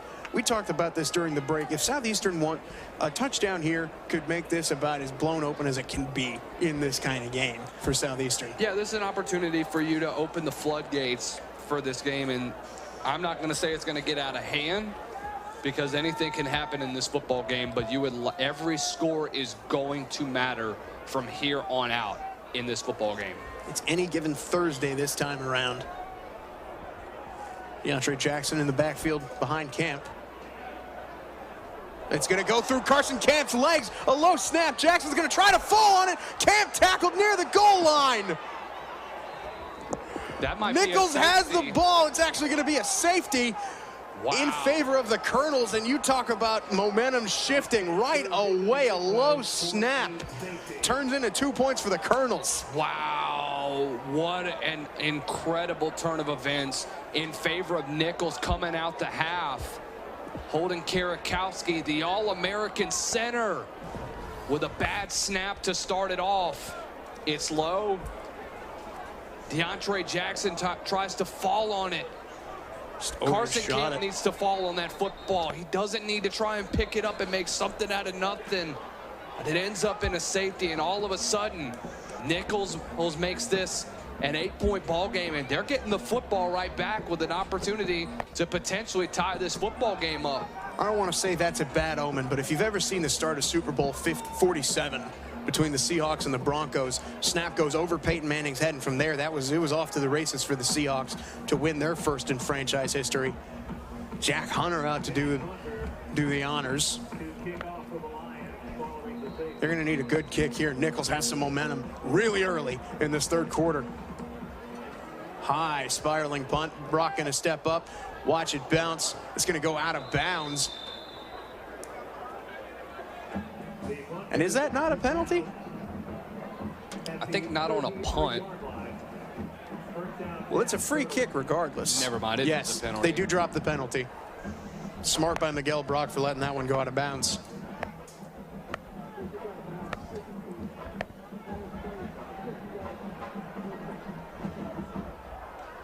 There'll be a few extra yards for the Colonels. And, I mean, if you're Tommy Rybacki, the only better start would have been picking that ball up yourself and getting into the end zone. They're going to have it right at midfield. It's sudden change for both teams. All of a sudden, Nicholls has a little bit of momentum. But how does this offense respond? Kind of got shut down the second to last drive of the half. Now with the momentum in your back pocket and sitting at midfield, can you counter off of it? Rodriguez gonna hand it off to Brock, who's gonna follow his block but run into a man. Good tackle by Zach Johnson. Gonna cut down Brock for a gain of a couple. This Nicholls offensive line has come to play, but a very good opening in play by Zach Johnson, being able to get away from the mess inside and just get able to get the tackle in the interior. I know that they're going to continue to try that outside zone and get the reach blocks out in front so they can pin this Southeastern offense or defense to the outside. Yeah, this Lions defense has been unbelievable. Rodriguez gonna swing it out to Brock again. Zach Johnson on the spot, one of the two men to bring him out of bounds. Be 3rd and 5, playing from the 45. You saw right there, they've allowed a little under 10 points a game in the last 6, excluding this one. They're going to go heavy. I wouldn't be surprised if we see 4-down territory.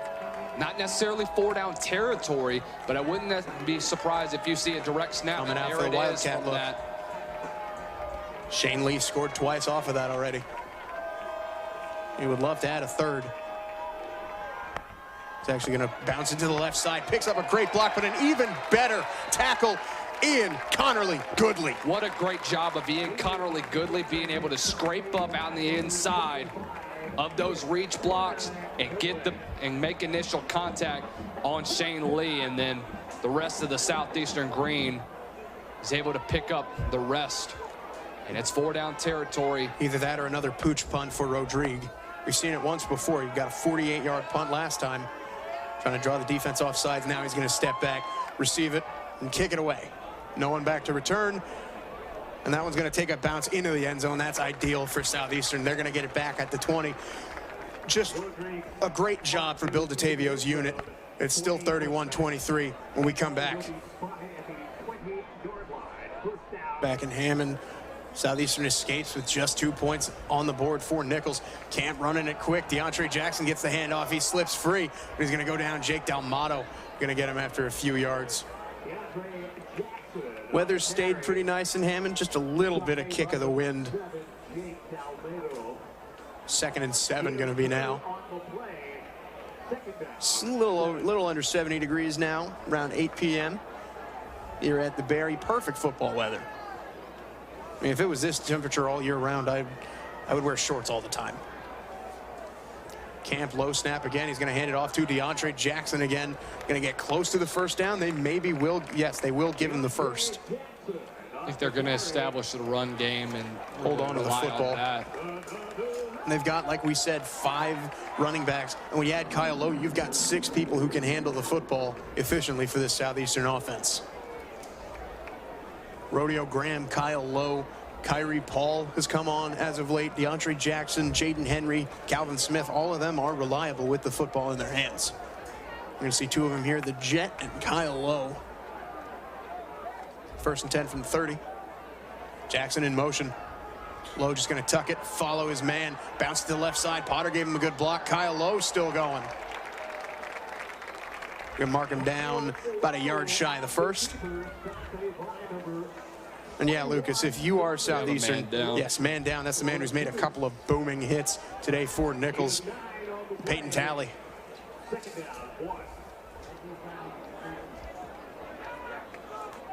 Unsure what happened, but we do hope he's okay.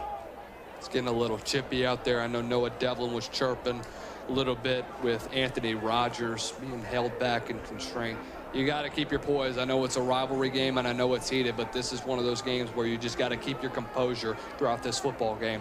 Absolutely, but at the same time, you got to admit it's very hard to keep your composure when you see a team across from you that you just hate. Yeah, you and I both know from playing in rivalry games like this, I mean, it's a very tough environment to be able to keep your composure, but get you out of character. Yeah, you got to be able to just maintain the composure and just limit these penalties that could eventually hurt you when it's all said and done. Yeah, thankfully no penalties that time. They did get him off the field. Maybe going to get another look to see what happened here. Looks like he might have gotten rolled up. Yeah, not sure. Camera angle didn't really show it, but he did get off the field, so we're happy to see Talley off under his own power. But if they can establish the ground game, Southeastern's in a very good position.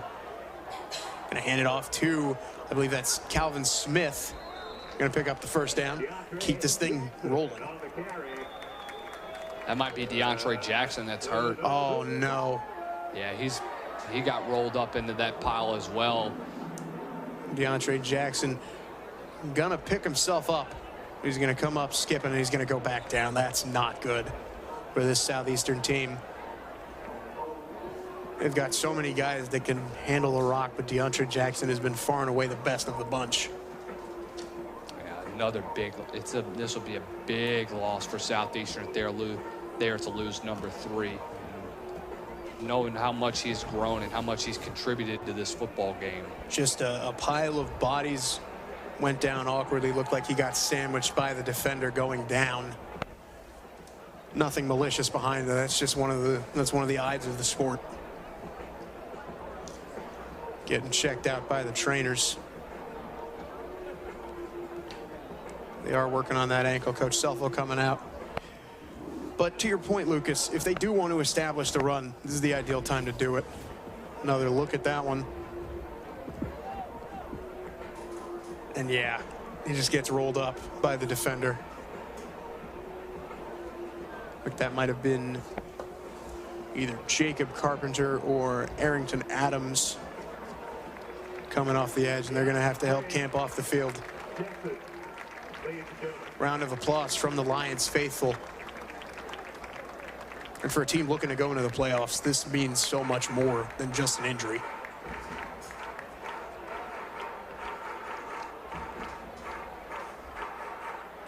Definitely favoring that right ankle. I know that DeAndre Jackson, for how he runs, how hard he has been running throughout this year, and you know his legs start to take a toll on him, especially when you get into those little roll-ups when you're in the middle of a tackle. Those tend to hurt.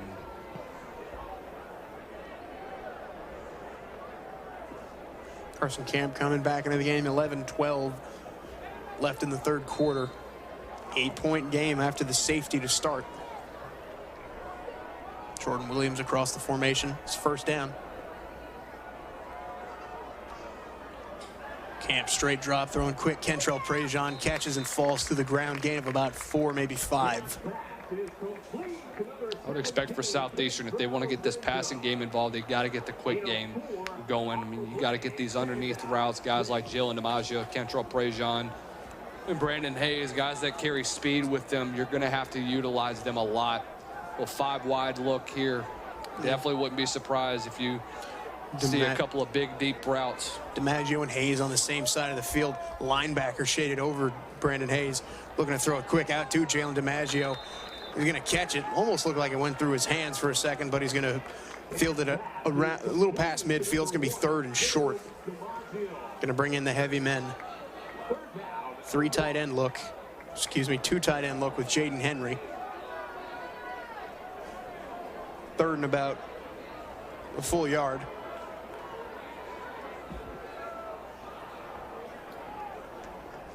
Guy on 3rd and short would be Jaden Henry, especially on these down and distance situations. Big grad transfer. Kyle Lowe also in the game, so there's that element of trickery. They're just going to give it to Henry, who's going to put the shoulder down, get the first down, and plenty more. Out around the 40-yard line. They are, yeah, you said it, they're establishing the run on this drive. They're taking this clock as far as they can get it.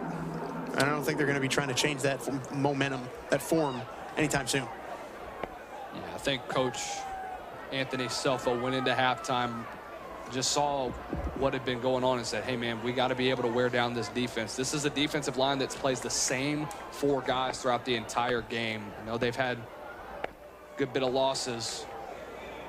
Henry takes a hit. He's going to pick up about 3 yards.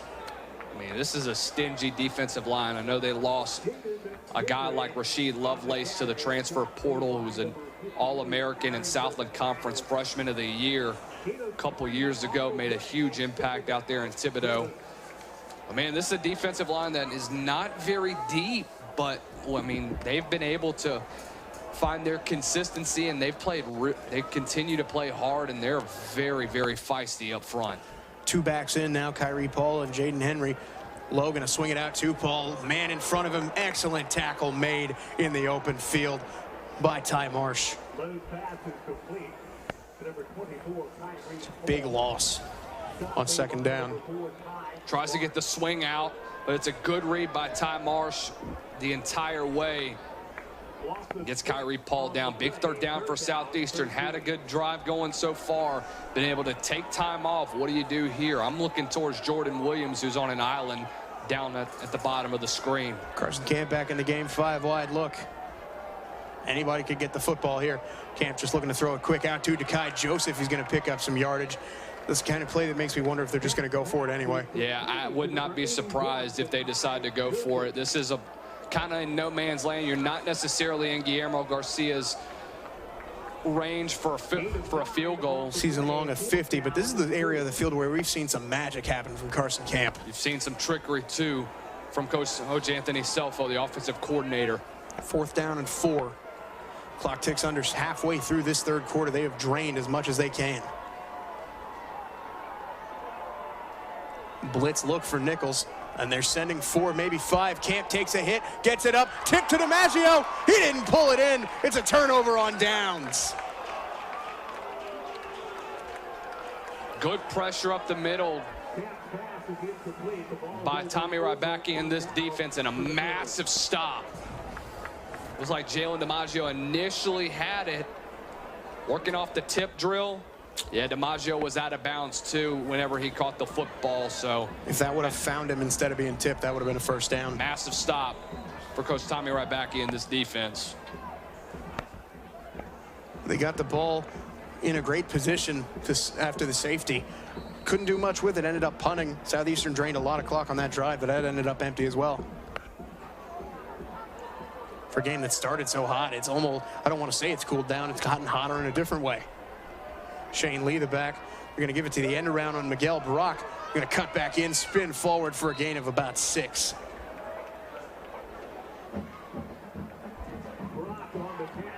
Nicholls is kind of like East Texas A&M a little bit with their different offensive formations. Usually they'll go under center and go old school option or old school wing T formation, where you get the quarterback under center.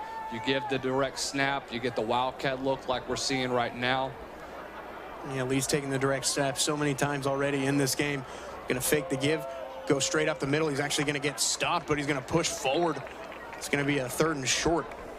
I can't imagine they're going to do anything but snap it to Lee again. It'd be a good decision knowing what you've been able to do to establish the line of scrimmage early on in this football game.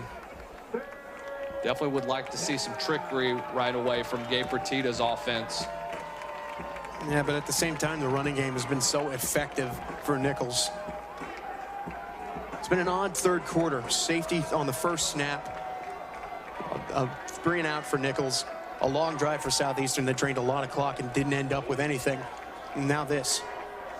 Motion for Osby. Going to hand it off. Actually, Rodriguez is going to keep it and slip. The turf monster fighting in favor of the Lions. That's unfortunate. They're going to go for it here, and they understand the stakes. Wouldn't be surprised if you see that. Eric Rodriguez, he has an open hole, but a good shot, but just turf monster gets to him. They're going to try and draw him off sides. Maybe another pooch punt. Yep. He's going to step back. Indeed. He's going to check up around the 10-yard line, take a bounce for the Colonels, settle in at the 7. And another effective pooch punt for Jacob Rodriguez. It's 31-23. A busy but not active third quarter. Well, maybe an interesting development here, Lucas. DeAndre Jackson standing right on the sideline beside his head coach, looking like he might come back into this football game.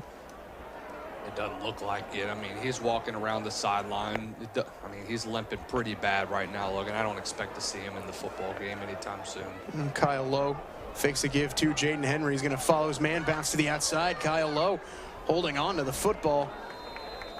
Going to pick up about 6 yards. And if you're Southeastern, despite not getting anything on that last drive, this is the type of football you want to force Nicholls to play now. I think this is where you want them to play. I mean, the kind of has been a defensive ball game since the start of this half. And I mean, this is the type of game that Southeastern wants to play. They want to get you into this type of football game, kind of limit what your offense has done. Looks like we got another injured Colonel on the field as well. Ty Marsh down on a knee.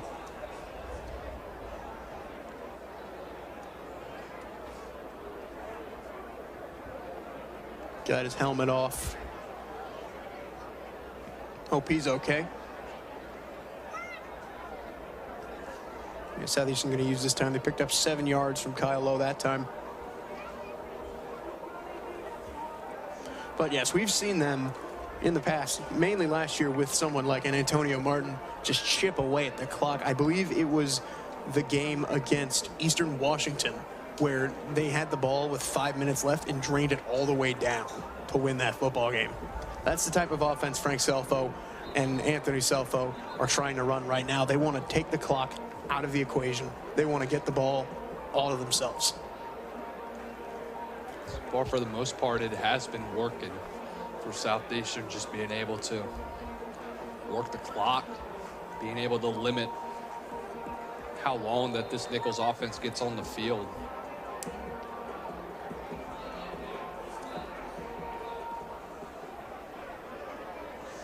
Brandon Hayes beside Kyle Lowe now. Gonna send Zane Hooper, the fullback, across. They're gonna get it to Brandon Hayes, who's gonna stretch to the outside, and Hayes is gonna pick up what looks like a first down. That's another facet of Brandon Hayes' game. You utilize him in a variety of different ways, whether it be in the passing department, you even get him in the return game, or even whenever you get him in the backfield on a rush. You can utilize four in a variety of different ways, and that's just the type of skill set that he brings to the table for the transfer from Southern Miss. The term Swiss Army knife has been used to death, but Brandon Hayes really fits that bill. You get the football in his hands, and he's going to make something happen. Kyrie Paul joining Kyle Lowe now. Delayed give. Kyrie Paul going to bounce it to the outside, pick up good yardage. Flag coming down behind the play. Kyrie Paul still going across the 40. I'm not sure if this one's going to stand, but a good run by Kyrie Paul. Looks like they might get Corinne Boudreaux on the hold. Offense is walking back. Holding, number 63, offense. That's exactly what it's going to be. Penalties half the distance from the previous spot. Repeat first down. Not what you want to do. Not what you want to see, especially after a really good run from Kyrie Paul. That was a really good run there from the young freshman from Estruma High School, but it's Corinne Boudreaux being just getting a little bit of the inside jersey. Frank Selfo not happy. The penalties for Southeastern have really been the silent killer all year long. Pretty much cost them the game against Lamar when Caleb Proctor was penalized. You're going to send Paul all the way out. Kyle Lowe empty now. Gets the snap, looking all over the field. He's going to throw it. Collier snags it with one hand. Great catch by Cade Collier, who's still going right around the first down. How about the tight end making an athletic play? Cade Collier, they're going to give him the first. And making the one-handed grab. Just an incredible focus. Being able to corral in that football and working up the field to get himself a first down. How about the catch right there? A little stickiness in the gloves for the big senior. Yeah, happy senior day, Cade Collier. Have a memory for yourself on the way out. And that keeps the clock running. Southeastern has possessed the ball most of this third quarter, and I think that's exactly what I don't even think that is exactly what they've wanted. Kyrie Paul going to throw it out to him, going to cut back in, gain maybe a yard, maybe two. It's been the quick game. Carson Camp checking back in now.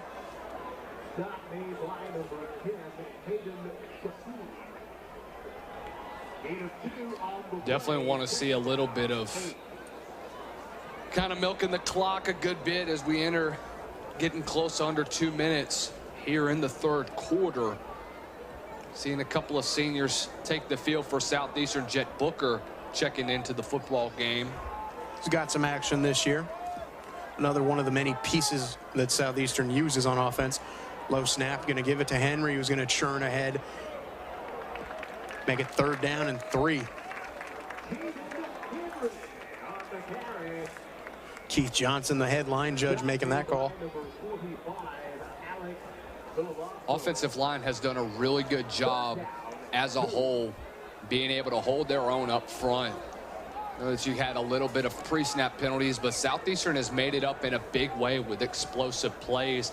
It's helped them generate a lot of momentum in this 3rd quarter despite giving up just the 2 points. Defensively, seeing a much better defense as a whole.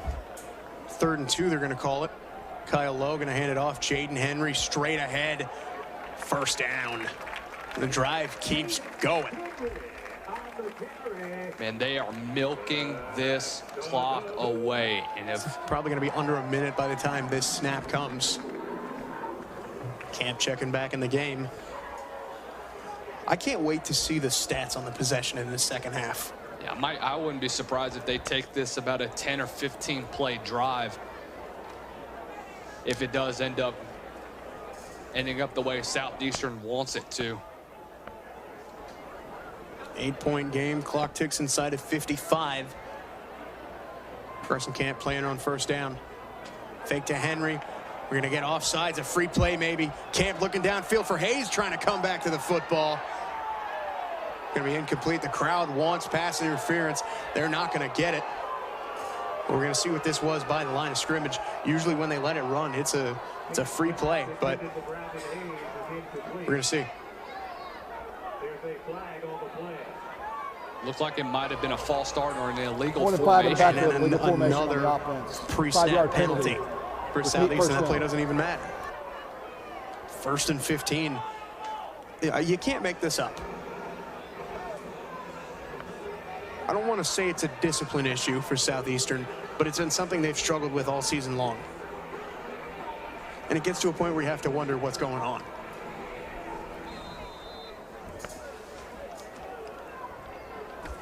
Should probably be the last play of this quarter if Anthony Selfo has anything to say about it.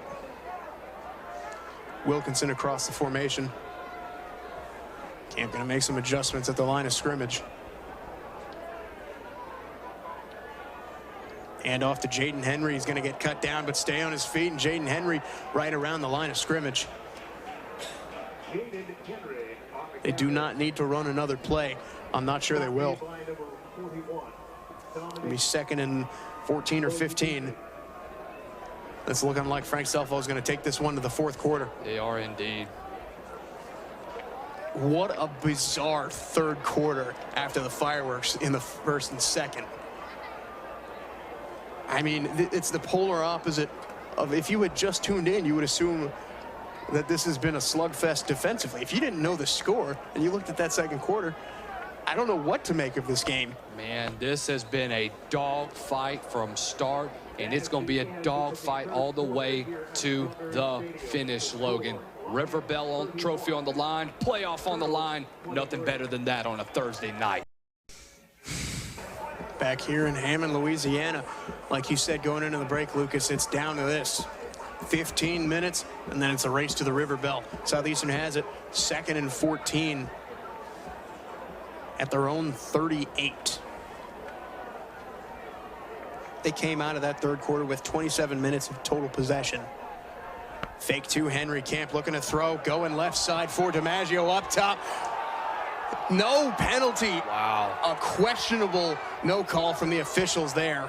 That I'm kind of confused about. I mean, the ball's still in the air, and Anthony Rogers just tackles Jalen DiMaggio. This is going to give us a good look at it. He's hugging him as they go to the ground. Yeah, I'm really surprised, even with that underneath. It's a good play on the ball by Anthony Rogers, but at the same time, that feels like something you have to call. It's been a lot of missed calls on both sides. Referees have been letting them play so far tonight. Camp sending Henry out and back in, checking the coverage. It's 3rd down. It's been a long drive. They're going to hand it off to Henry, who slips by a defender. Henry's going to pick up about 7 yards. It's going to be 4th down, and they're going to bring on the punt unit. Man, that's a heck of a stand for Nicholls. Being able to get off the field. Just an incredible job. Just him being able to do that. I know it's a very frustrating drive for Southeastern. Had the momentum, kind of bleeding clock, and now you got to punt it back to this Nicholls offense who's trying to catch fire in the second half. Hunter, the lefty, sending that one left. It's going to check up, and just a great punt by Jack Hunter. That one's going to go out of bounds inside the 10-yard line, perhaps. Right at the 10-yard line. It's 31-23. River Bell Trophy up for grabs. Back in Hammond, a little over 14 minutes, and they're coming out with a direct snap formation for Shane Lee. Going to keep it, run it to the right side, gets a block. Shane Lee has a first down, or at least close to it. Bill DeTavio not happy with how this defense looks against the run. I wish we get a replay, because what a block by Jaden Milton, the redshirt sophomore from Berwick, Louisiana, on the zone, able to pop KK Reno to spring Shane Lee free for a few extra yards. They're going to go direct snap the rest of this drive, I would think. Lee going to keep it, go into a wall of Lions defenders, and they hit him hard back. Ian Rodriguez split out left on that play. Good job of Jakiri Jones being able to read the play all the way, scraping underneath the guard. He's able to get the tackle for loss. And if you're Nicholls, you see Southeastern trying to drain the clock, and you say, we can play that game too. Their running game has been definitely more in bursts than Southeastern's has, but it's still been incredibly effective at chipping away at this defense. It also opens up the pass. Brock's going to get the jet sweep. Following a blocker to the left side, and Miguel Brock has a lot of room to run, pushed out of bounds by Carter Hanberry. You know, this is one of the things where I talked about the old school wing T formation. When you get a running back like that in motion, gives you a lot of different looks to either hand it off or fake it and give it right up the middle. Two very speedy options for Nicholls to utilize. Off the little reverse out to Miguel Brock. Really solid run. Shows you that burst of speed that he has whenever he turns up the field. Going back to the direct snap. You mentioned at the beginning he could throw the ball here. They've pretty much run it every time since. Brock gonna run to the left side, run into a big Ahmad Bradley. Gonna pick up about 5 yards. I think they're going to keep up with running the football, just continuing to put their foot on the gas pedal. I already said, if it ain't broke, don't fix it. This running game has had a heck of a showing against one of the best defenses in the Southland Conference. In fact, top 10 nationally in all of FCS football. Yeah, if Southeastern can't stop it, Nicholls should genuinely just keep running the football down inside of 12 minutes. Brock in the backfield. They're going to hand it to him. He's going to run into Juria Johnson, one of the men there. Cam Ford also. Some scrapping between Zach Johnson and Dufresne. Both men want a flag, but it doesn't look like we're going to get one. It's going to be 3rd and, call it 3rd and 4, 3rd and 3. We're at that point in the game, Lucas. We've been at that point in the game since the opening kickoff, Logan. I mean, we've already talked about rivalry games and how much they mean. You can tell this means so much to both of these teams right now. Shane Lee, the back. Rodriguez going to run to the right side. He's going to be put down close to the first down. It looks like he's going to have enough. Gets just enough. We're at that point in the offense. I wouldn't be surprised to see Nicholls try to bust out another trick. They're bound to. I would not be surprised if they go quick to the line of scrimmage and run that same play they ran near the 30 that got a touchdown early in the game after Corey Warren. Shane Lee coming back into this thing.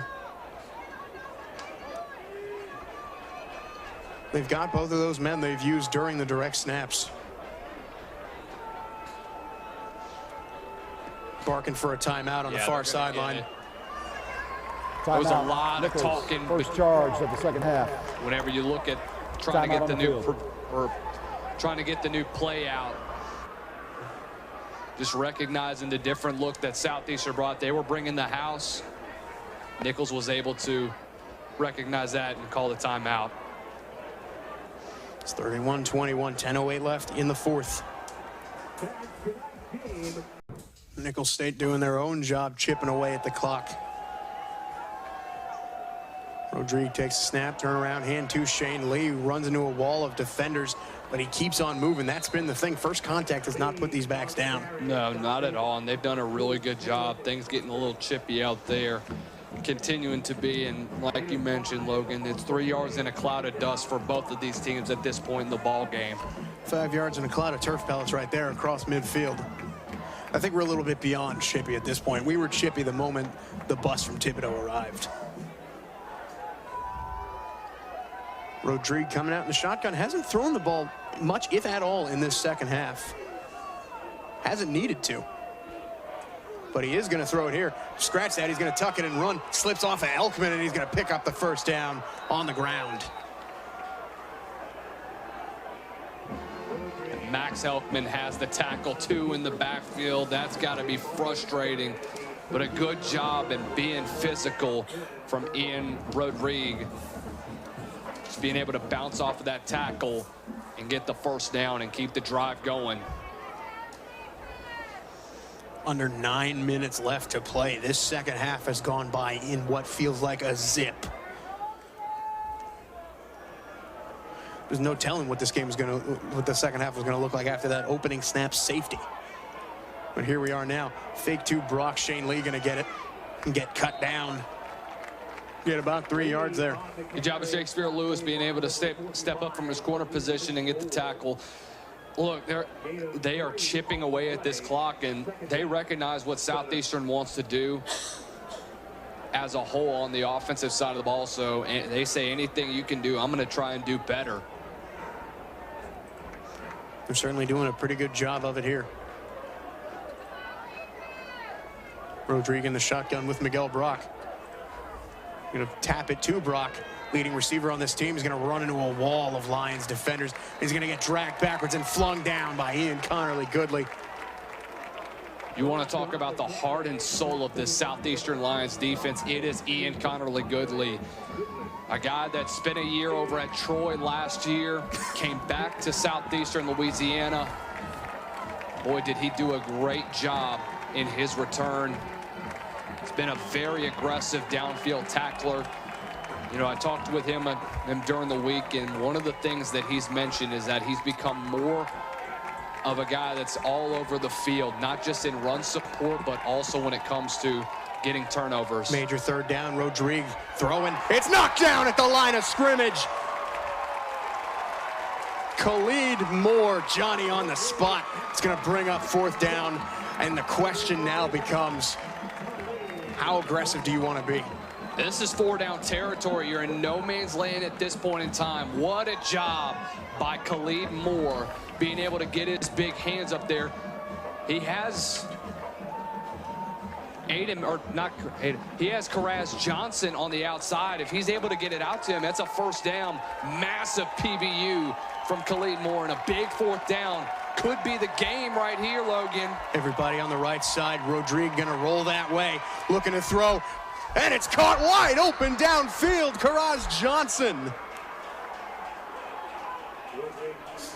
Missed out on Karaz Johnson because of the PBU from Khalid Moore, but they go right back out to number 3. What a throw from Rodriguez. Sees the little hole in the zone, and he's able to take advantage of that. And now all of a sudden, Nicholls back inside the red zone for the first time this half. You're down 8 points. Clock ticks under 7 minutes. They've drained nearly 6 of those in this quarter. Watch out for They're coming quick. Watch out for the toss. Toss to Shane Lee. They scored on this play. Lee's actually looking to throw downfield. Oh, it's incomplete. Connerly Goodley in coverage. He almost had the pick. It was only a matter of time before we saw Shane Lee throw the football. Gabe Fertitta getting a little creative, but just a bit underthrown. And Ian Connerly Goodley in good coverage knocks the football away. Kind of got away with a little pass interference as well. It's that kind of game, Lucas. Yeah, they're letting these dudes play to the end. Rodriguez in the shotgun. He loses the snap, and he's just going to fall down on it. We've seen it for both sides now. A disaster before the play could even get underway. It's a big loss. It's a bigger third down. Just unable to handle onto the snap. Rodriguez very lucky to fall back on it. Now he lost, looks like he lost almost 10. It's going to be 3rd and 19. This is a massive third down if you're Southeastern. This crowd is getting into it. This is the loudest we've heard it all year long. And this is 4-down territory without a question, so I would imagine they're going to try to get something back so you can go for it on 4th. Shotgun. They're just going to hand it off to Miguel Brock, who's going to pick up about 4 or 5 yards. It's going to be 4th down. And it looks like they're going to send on the field goal unit for Nicholls. Going to try to get some points out of this. Really interesting that they decide to go for a field goal, but I would definitely watch out. You've got Ian Rodriguez still out there holding.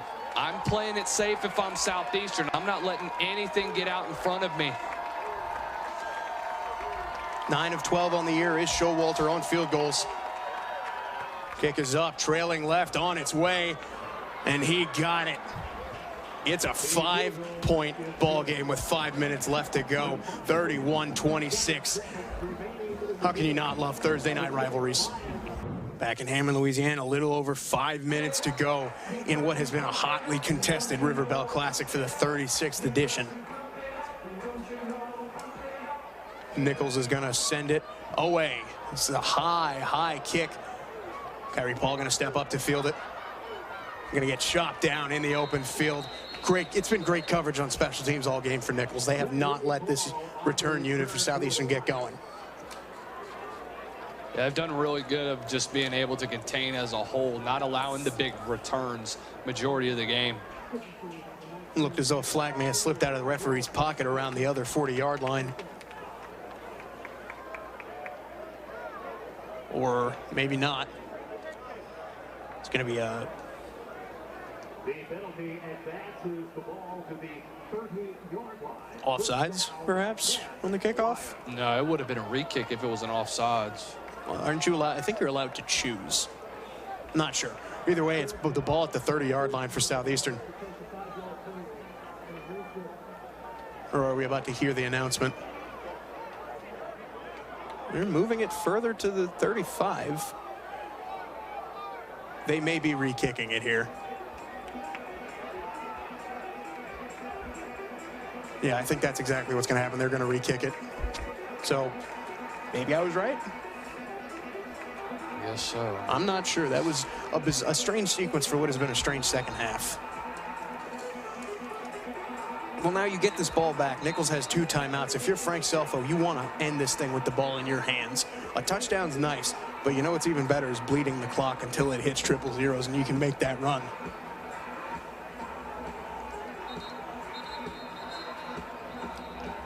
Like I've mentioned, we've seen crazier ends to games the last couple of years here in Hammond, Louisiana. Although this does offer the possibility for a better hit return from Brandon Hayes or Kyrie Paul. They'll also take a few extra seconds off the clock. That first kickoff was at 5:07. This one's at 5:03.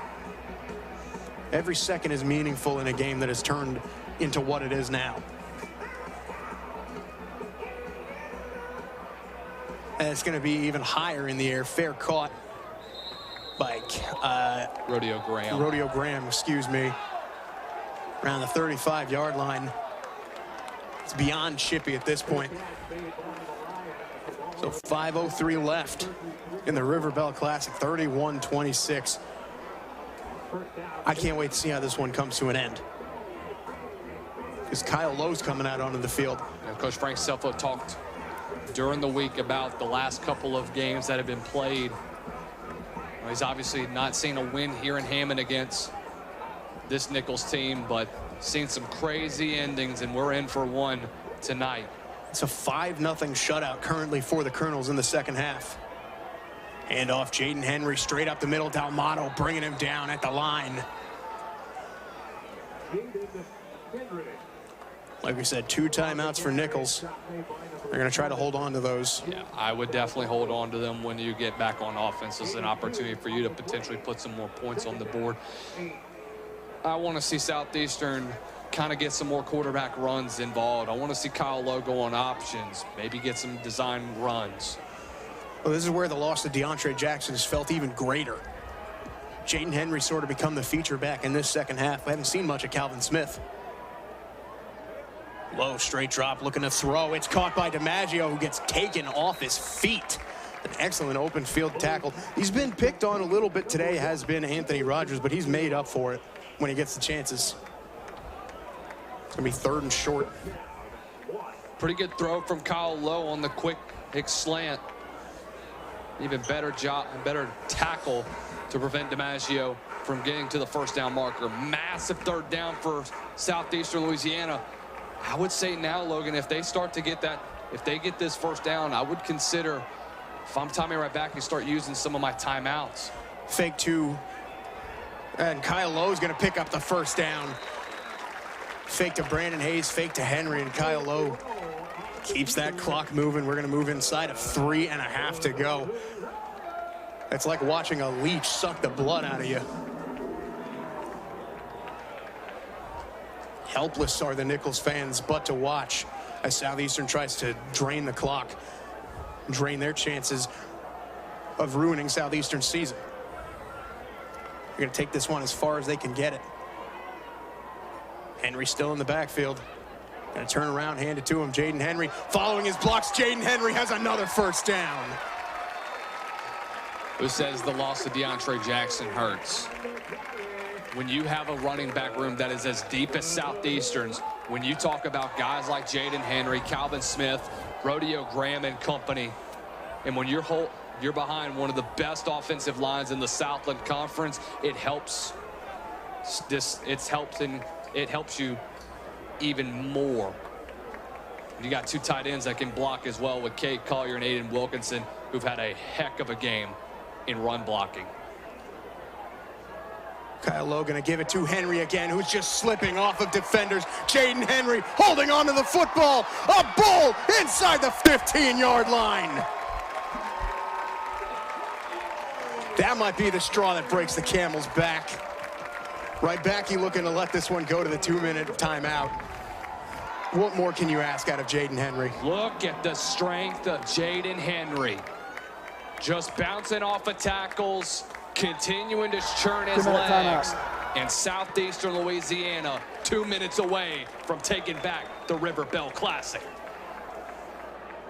Jaden Henry has looked nigh unstoppable. If they want to make the run of the River Bell Trophy, they got to keep running the football. Kyle Lowe and Jaden Henry have been the 2 on this drive. They've sucked nearly 3 minutes off of this clock already. A first down all but seals it. Motion from Hayes. Going to fake the orbit to him and give it to Henry, who's going to slip. And Tommy Rybacki not wasting any time rushing down to call the timeout. Second charge of the They've second got half. one more of those. 30 seconds. We talked about this a little bit over the break, Lucas. Best case scenario for Nicholls is Guillermo Garcia Rodriguez misses the field goal after a 3rd down stop. They get the ball inside of the 15, around 1:10 left to go. You know, we already said this type of games were going to come down to the wire, and boy, is it living up to the hype. I mean, this is one of those games that you knew implications were high, and both teams were going to start playing their best football. Nicholls in the years past has been the victor of some of these games, especially when playoff implications are on the line. In fact, I could say the same for both teams. Kyle Lowe, long handoff. Jaden Henry has a field ahead of him, and Jaden Henry might have just iced it. Touchdown, Southeastern. I love it when a running back gets loose and he shakes and bakes. What a job from this offensive line. One of our keys to the game was who was going to own the line of scrimmage. Southeastern truly owned that one on that drive. What a drive for Jaden Henry. And what an opportunity that Southeastern has. Don't say never, Logan. Oh, I'm not saying anything. We still got a 2-possession game, but enough time for Nicholls to potentially come out and score. Extra point is good by Garcia Rodriguez. It is a 12-point game. Minute 49, 1 timeout left for Nicholls. Southeastern finally gets on the board here in the second half. Extracurriculars out on the field. It looks like Guillermo Garcia got knocked down after the play. Southeastern players did not like that, and Nicholls might have retaliated. Depends on who did the referee see last that drew the flag. Let's see. After the play was over, unsportsmanlike conduct, number 0 of the receiving team. Penalty on Nicholls. On the kickoff. That is his first unsportsmanlike conduct of the game. Going to be applied on the kickoff more than likely. And if you're Tommy Rybacki, you see that you're already not thrilled with the scoreboard. You're definitely not thrilled with another penalty. Let's see right there. Yeah, he goes down. Then it looks like it was a little bit of retaliation from Southeastern, but it was about the last one who was saw. That was Lawrence Sullivan that was involved. You got to know better. A guy that's been one of the best DBs in the Southland Conference. Your teammates have looked up to you. You can't make mistakes like that in an environment like this that might hurt your team down the stretch, especially when it comes to the last 2 minutes of this game. it's been chippy all day, but that's when it starts to break down. Under 2 minutes left to go. Mahler gonna send it away. He's just gonna kick it straight out of the end zone, not give any chance to return. Looked like that one went off the uprights. Give Southeastern 3 extra points. It's 38-26. And you said it already, Lucas, but what a drive that was for Jaden Henry. That's probably the best work he's done in a Lions uniform. He shows you the power that he brings to this running back room, and boy, did he showcase that on full display.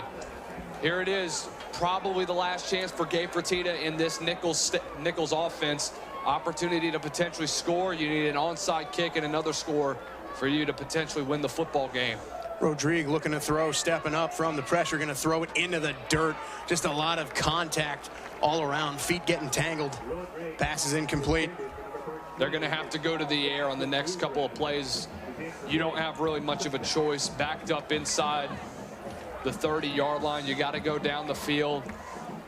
That might have been one of Rodrigue's first passes since the second quarter. Yeah, it's been a while since he's thrown a pass. They're going to probably empty it out. They're going to try to find the little wrinkles in the Southeastern defense that they want to try and hit in the middle of.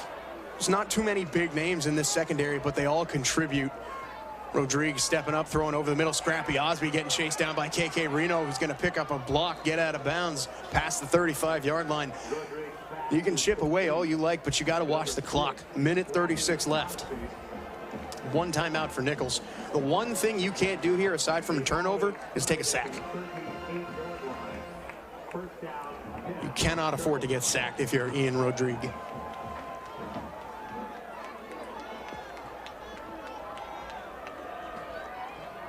Shotgun now, going to take the snap, fake the give. Step up, throw it to Brock, who fields it.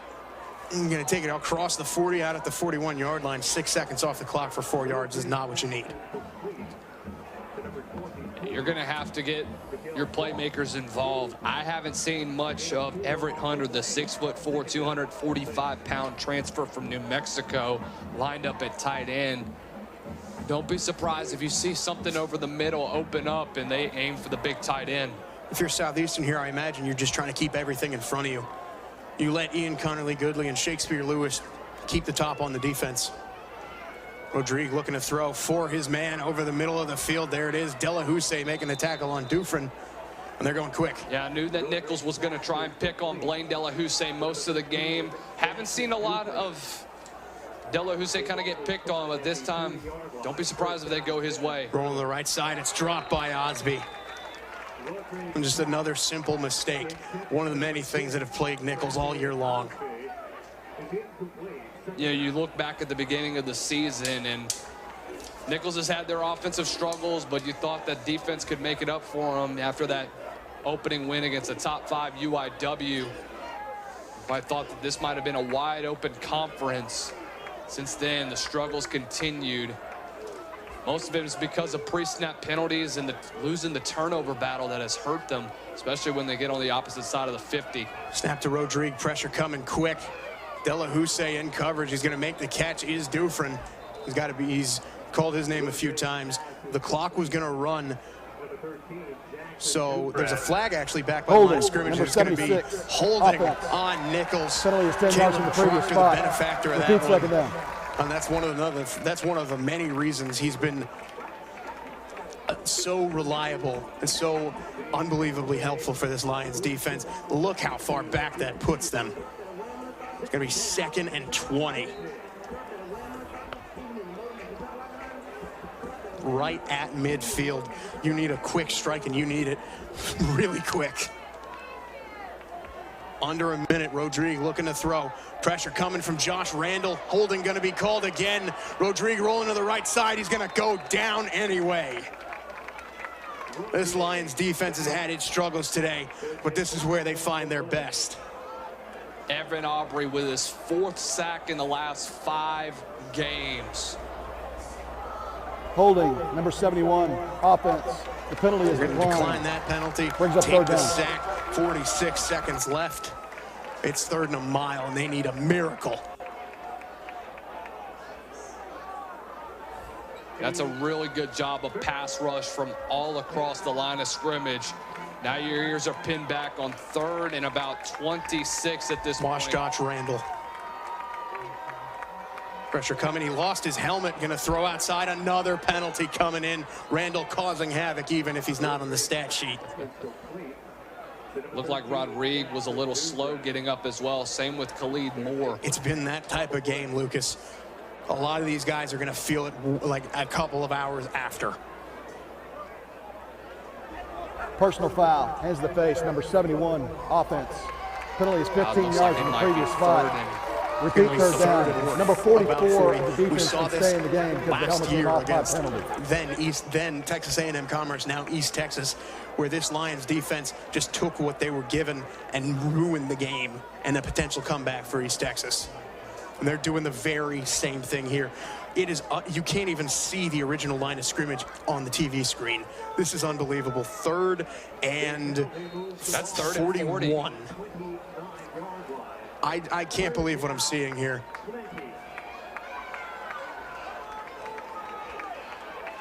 Defense definitely playing off coverage here.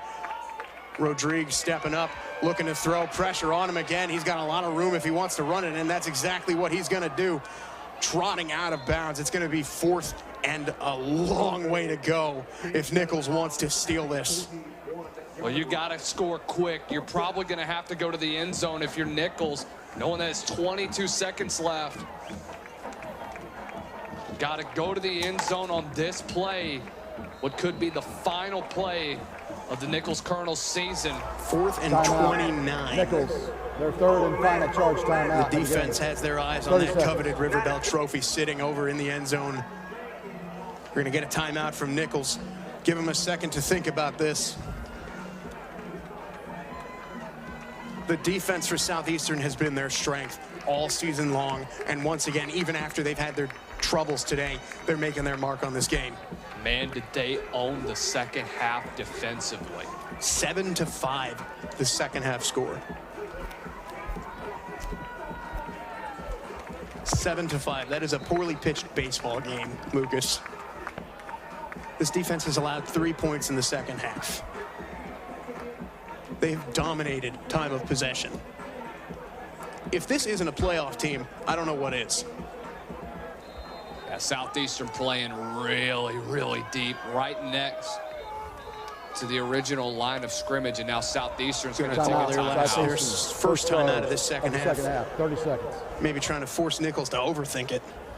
If I'm Coach Bill DeTavio, defensive coordinator for the Southeastern Lions, I'm probably putting 2 or 3 in the back, at the back, probably about right around where the 2 safeties originally were, right around the 40-yard line. I'm putting your 2 linebackers in the middle, or maybe 3 or 4 linebackers and DBs. When I was 50. When I was in high school, Lucas, and we were up with a few seconds to go, we had a play called GTFB, get blank blank back, which just put you near the original line markers or the end zone, depending on the situation. You know, we just called it last play, and we actually put a receiver in the secondary. Seen that a lot of times with like a Julio Jones or a Rob Gronkowski type, get back there and knock it down. But it's 4th and a mile, and they need more than a Hail Mary. Pressure coming, Rodriguez steps up, and he is sacked!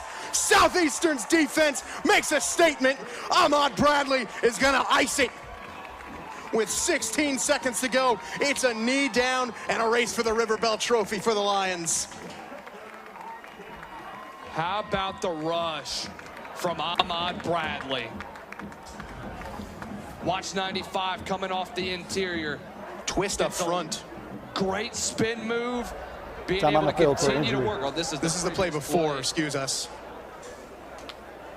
What a rush from Ahmad Bradley coming from the interior.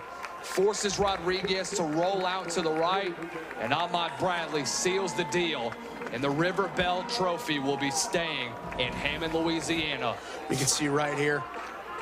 Good job being able to work back inside, pushes that guard back to the outside, and seals the deal for the Southeastern Lions. Carson Camp with a knee, and the Lions are going to make the run for the River Bell Trophy. Jalen DiMaggio, the first one there, deservedly so. 3 touchdowns in the first half. And the Lions become the first team in this decade to win this title, win this trophy at home.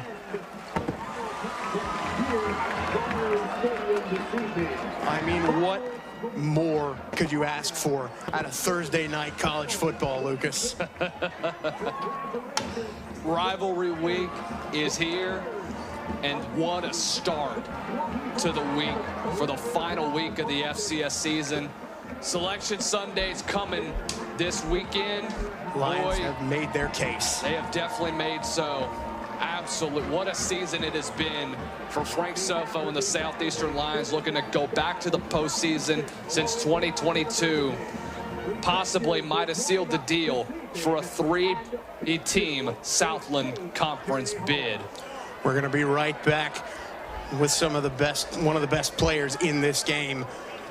Southeastern wins it 38-26. Back down in Hammond, the Lions have reclaimed the River Bell Trophy for the 2nd year in a row. We're going to throw it down to the 3rd member of our team, our sideline reporter, Marissa Porter, with the player of the game. Marissa. Again, Ian, happy senior night. What emotions are you feeling after tonight's bittersweet win? I'm so excited just to make history, getting our first win in Strawberry Stadium against Nicholls. I'm just happy I'm a part of it. For it being my senior night, my last game in the Berry, I'm just ecstatic. Even though the win may not be clean, we got the win. Now we got a possibility of making the playoffs. And what's a key takeaway you've had this season and from the program as a whole? I feel like we're very resilient. We can fight through adversity. We're a great team when we're at our A game, and I just like to see the fight in our team. When one side of the ball is down, the other can pick up our slack. It just makes us dangerous as a whole unit. Thank you so much. Good luck to you. Back to you, Logan. Well, thank you so much, Marissa. What a sight it is for the Lions faithful, and seeing that River Bell Trophy staying home. We'll be right back to wrap this one up here in Hammond. Well, Lucas, we're back here in Hammond, and you can see just how happy the Lions are to hold on to this trophy. But what the game does not come down to the stats in this one. It was a rivalry game for the ages in the 36th race to the River Bell Classic. And I can't believe what we saw today. One of the best, the River Bell Classic has been known for some of the best endings that this rivalry has seen. Two quarterbacks that I thought managed the game well. Both Carson Camp and Ian Rodriguez both did fairly well in this football game. Carson Camp with a pair of scores. Ian Rodriguez faced a lot of pressure today. 3 sacks that he had against him. But it was the running game majority of the time. Jaden Henry on the last drive of the game, 14 carries for 93 yards, and the game sealer with under 2 minutes to play. 260 yards on the ground for Southeastern, 413 yards of total offense, a second half score of 7-5. After the first half ended in 31-21. I don't think I could have told you that's what was going to happen in the second half if we watched it. But Southeastern got the ball back. They played the control game, and they ended up taking the River Bell home with them. I mean, this was a game that was, from start to finish, going to be a dogfight. And boy, were we right. What an incredible game that we saw. Another classic from the River Bell Classic. Yeah, and Lucas, I got to tell you, it's senior night for these players, but it's also senior night for you. And I got to tell you, what a pleasure it's been working with you these few years that we've been on call together. It's been an honor just being here the last 4 years. You know, really excited for what's more to come, man, and I definitely appreciate that. And what a way to go out it was. 38-26, the final. Southeastern takes it. So for Lucas Hill, I'm Logan Loving saying so long from Strawberry Stadium in Hammond, Louisiana, where, like I said, Southeastern wins it 38 to Nicholls' 26. All games airing on the ESPN networks are streaming live and archived on the ESPN app. This has been a presentation of ESPN.